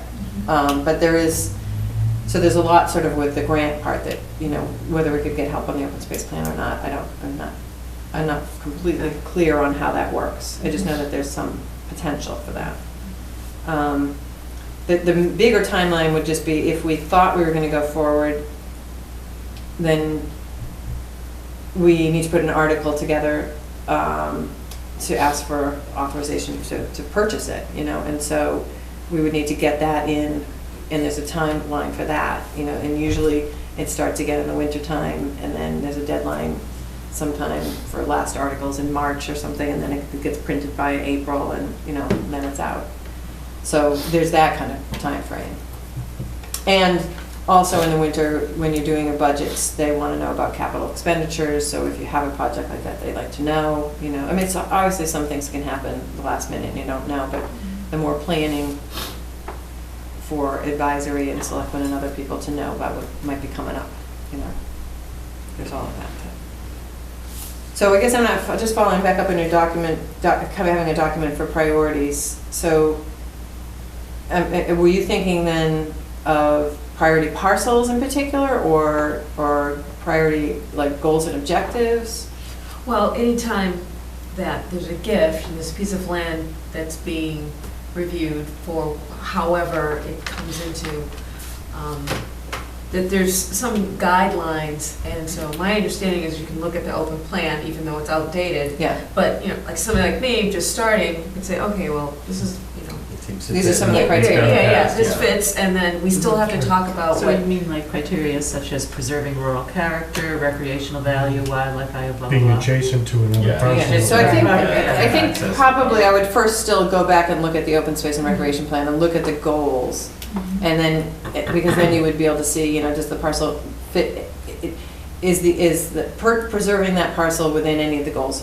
And then you could even look more specific of the objectives, you know, is it to add more contiguous area to other parcels, you know, so is it meeting that objective, you know, so we don't have a chart, a flow chart, or a chart that you can sort of check off. I mean, we could create one, that could be something that or that could be something that, you know, if you're updating your plan, you could make that an action item, you know, you have to have a 5-year action plan, so if somebody thought that that would be a good way to, you know, evaluate the parcels.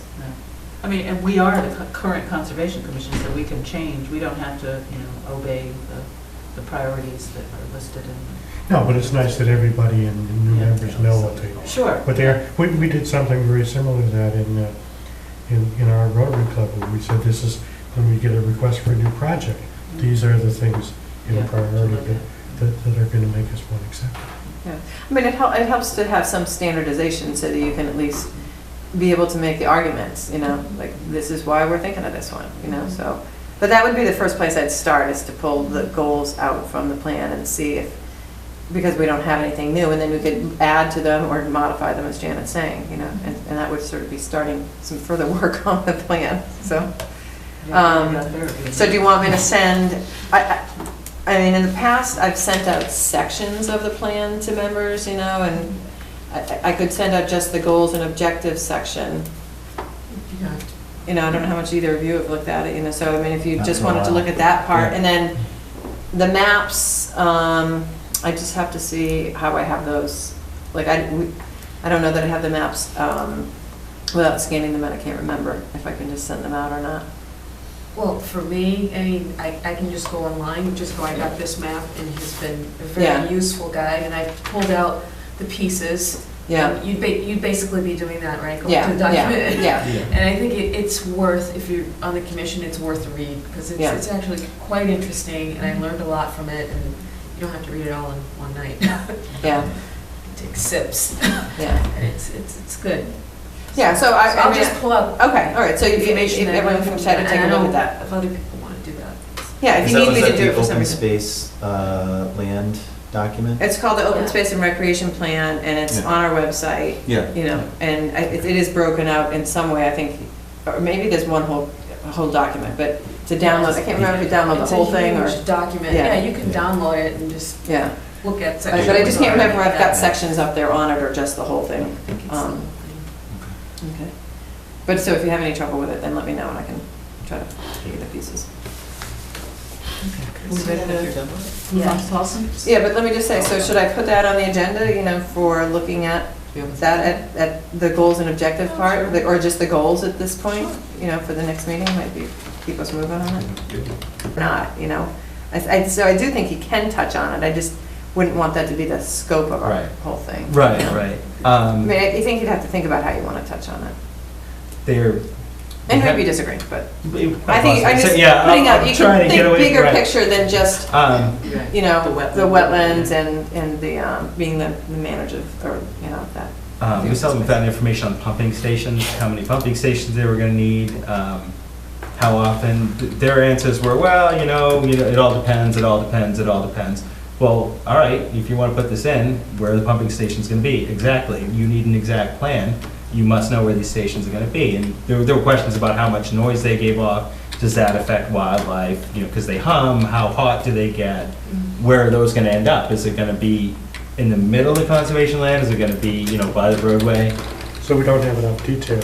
Right, well, you know, it's hard to tell. So, You can, if it's again, spacing. And I don't know this because I've never, you know, we've never been involved with one of these, but we're in the pre-filing stage. Presumably, all of that comes to light, right? So, again, if we try to focus, and I'm just throwing it out, if we try to focus on what has happened to date, you know, sort of this, you know, the survey part of it and the timeframe to getting to the pre-filing, and then what's in this pre-filing, you know, I don't know that we have to go through all the inadequacies yet, but to some of the things we're concerned about, you know, so if you want to say, not necessarily that we don't know where the pumping station is, but that our concern is that there may be a pumping station on these properties that would affect, you know, wildlife, birds, you know, whatever, fish, you know, or pollutants, you know, if there was ever a leak, you know, invasive species, you know, during construction. I mean, there's I don't know, I'm just.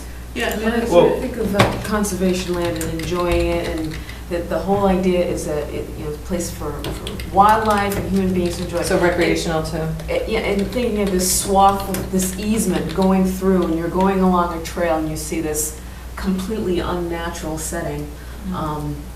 If we could capture that, right words, of how inappropriate that is, well, like how it's. Well, also, their subsequent maintenance has been disruptive as well. This is what I wanted to try to get to. Even after they're done. So my two concerns, but I'm still not convinced, they were discussed at that initial meeting, and I was not particularly satisfied with their answers. One was the invasive species. How are they going to do this without introducing them on the equipment? And the other one was maintenance of the swath. They said, I don't know how they could make this promise, but they said, oh, well, when people brought up the idea of using herbicides to control the vegetation, they said, oh, well, we won't do that. What do you mean you don't do that? They do that everywhere. That's how it's done, right? I mean, they do a little bit of mechanical, but the herbicides are so much more efficient that that's what they do. Even at Quabbin Reservoir, they have the big transmission lines there. That's all herbicide. They did some maintenance on the existing pipeline up by Sugar Road, and they made a mess of it. Oh, did they? So how did they made that promise? Is that real? Since I mean, they said if you don't want us to use herbicides, we won't use herbicides. They're going to use herbicides, and you know, all the more important that that's the salamander habitat, endangered species habitat, and vernal pools. I mean, that's critical. Can they put that in writing, that they're not going to use herbicides? Well, again, that's what. Well, so FERC can make it. So if FERC was to give them approval, they can make conditions. You know, so. Again, I think, you know, we're doing a letter in the beginning, and we're going to want to do letters again when they file their NEPA application, you know, and so forth, you know, so there may be more details that'll come out at that point, but, you know, it doesn't hurt to raise it in the broad sense of what you're saying, and then we may have to raise it again more specifically, you know, these are the chemicals we've seen them use, or these are the chemicals they've, you know, that have been brought to us typically, you know, when they're doing maintenance, you know, and so, you know, we have an objection to those being used in this town near our, you know, water resources, and we're all in wells, and, you know, whatever, you know, we decide to say, but. Impacts on people, on wildlife, everything. We don't let any other project use them. What? We don't let any other project use those chemicals in wetlands either, do we? Right. Well, yes, we do. There are operation and maintenance filings that are made regularly. Both DPW does it, the rail lines do it, the highways do it. So we get routine, every year we get an operation and maintenance plan, a YOP. And it includes herbicides, but they have ones that they use, different ones that they use in their sensitive areas. And then they also include mechanical controls and, you know, more of the integrated, you know, pest management. Okay, so it is possible, but again, we haven't got that level of detail. No. Right. Well, I guess in this we could say, you know, the potential use of herbicides is what we're concerned about. Yeah, so we're saying future maintenance of potential. And then the risk of bringing in invasive species during the construction. So why don't I try to get the bullets out? Yeah. You can add to the bullets, and then you know, Yeah. maybe then from that, Brian and I can try to Something. 'Cause get something drafted in a letter form.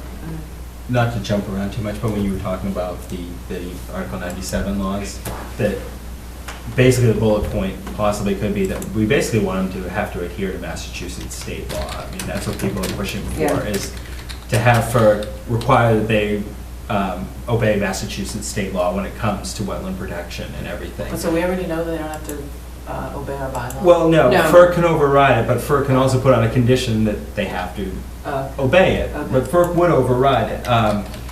MACC, that was one of their big points of contention, and from stuff I've seen from them too, is really trying to push that.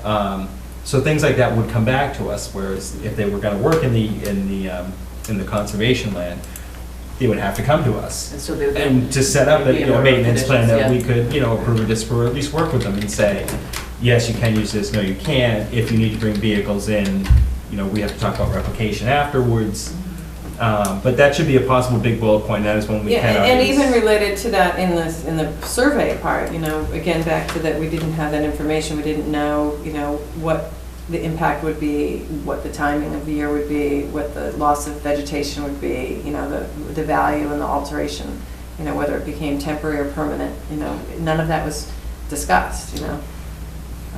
It's 100 feet or 50 feet open? 100 feet when they 100 put to it in, start. 50 feet when it's done. Yeah, they want Correct, a, yeah, right? 100-foot right of way, and then build it to 50 feet.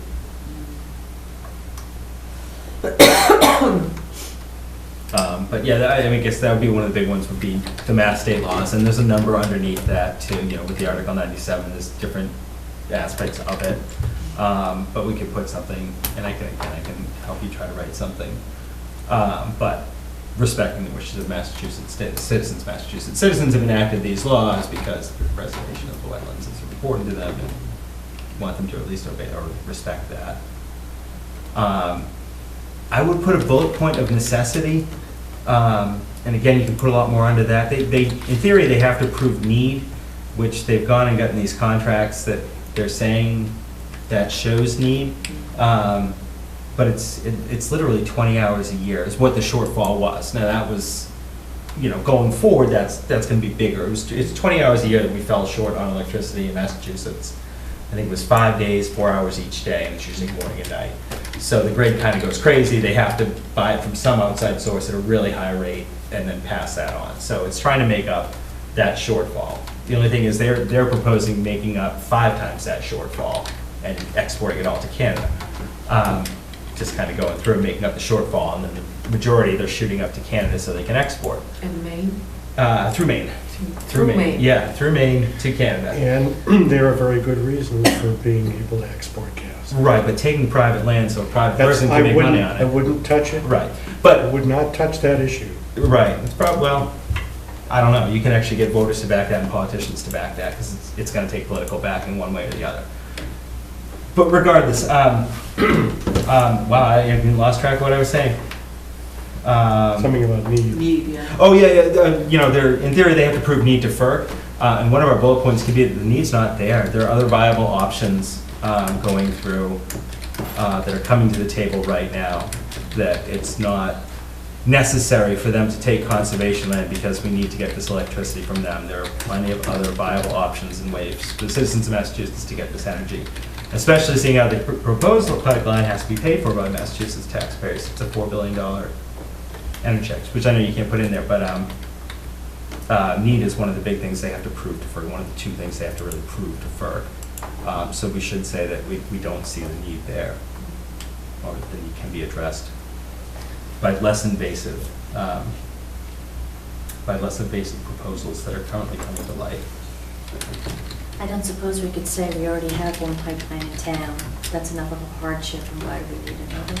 Well, we could make the case that their shortcomings could easily be made up for by replacing their existing one, repairing their existing, and that this would be Yeah. better for the environment and better going forward for the state of Massachusetts to fix and upgrade existing infrastructure rather than building new infrastructure and letting their old one continue to rot. And their only reason for not doing that was expense, is that correct? I forget what reason they came up with, but it's basically, it's cheaper to run a new one in there's a whole thing with taxes. They have to pay town taxes on the land that they own through town. But unlike your house, which goes up in value, and every few years they're like, oh, your house is worth more, you have to pay more depending. They actually can depreciate the asset every year, so they can say their house is worth less and they have to pay less taxes. So it finally gets down to the point where they're paying the bare minimum. So I'm paying the bare minimum on that. I don't want to dig it up, redo it, restart the clock on that asset. Let's just keep that one going. Yeah, it's weird. I wish I could like depreciate my house. Yeah. Well, got to repair a lot of stuff. It's worth half as much now, but I don't think the town's going to go for that. Well, it's not capital equipment in your business, No. otherwise you No, it could. is. Well, my business is raising my kids, so it is, right? I think you know what that means. Well, you can make a Because good I argument. think there are lots of things where you can depreciate. Sure. Yes, Your- yes, you can, especially if you have a assets. home office. But yeah, need would be probably a big bullet point. The other options too, it would be the, looking at alternative routes and Yeah, look at that. co-location. That could be a big one too, that we don't think they've spent sufficient time looking at alternative routes. And we haven't seen proposals for alternative routes to even question them, which I guess would be FERC's purview anyways, but. It's 10:20, have we done that?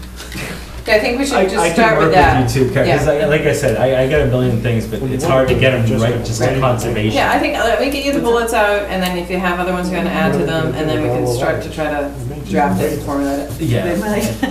because it has to be relatively short too. Might Not cost but them. Yeah. yeah, it has to, there's no point in rambling. Mass out of months of 7 pages. Yeah, I put proposals together for Xerox. That's not Is fun. that? Yeah. Well, they had a lot of sightings, Could be you know. the same. that's- No Is frags. that Is enough? it It on, wouldn't yeah, it's shock on me. the, You should yeah, get them right the away, last yeah. night. Okay, because somebody sent it to me, so I don't know where they. This is Xerox. Okay, we're gonna adjourn, is that your proposal? Yes. Okay, so, yeah, let's adjourn. Adjourn. Yeah.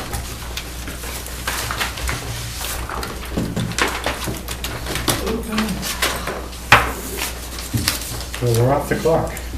Okay, can you turn off that, or, that's it to me. Stop.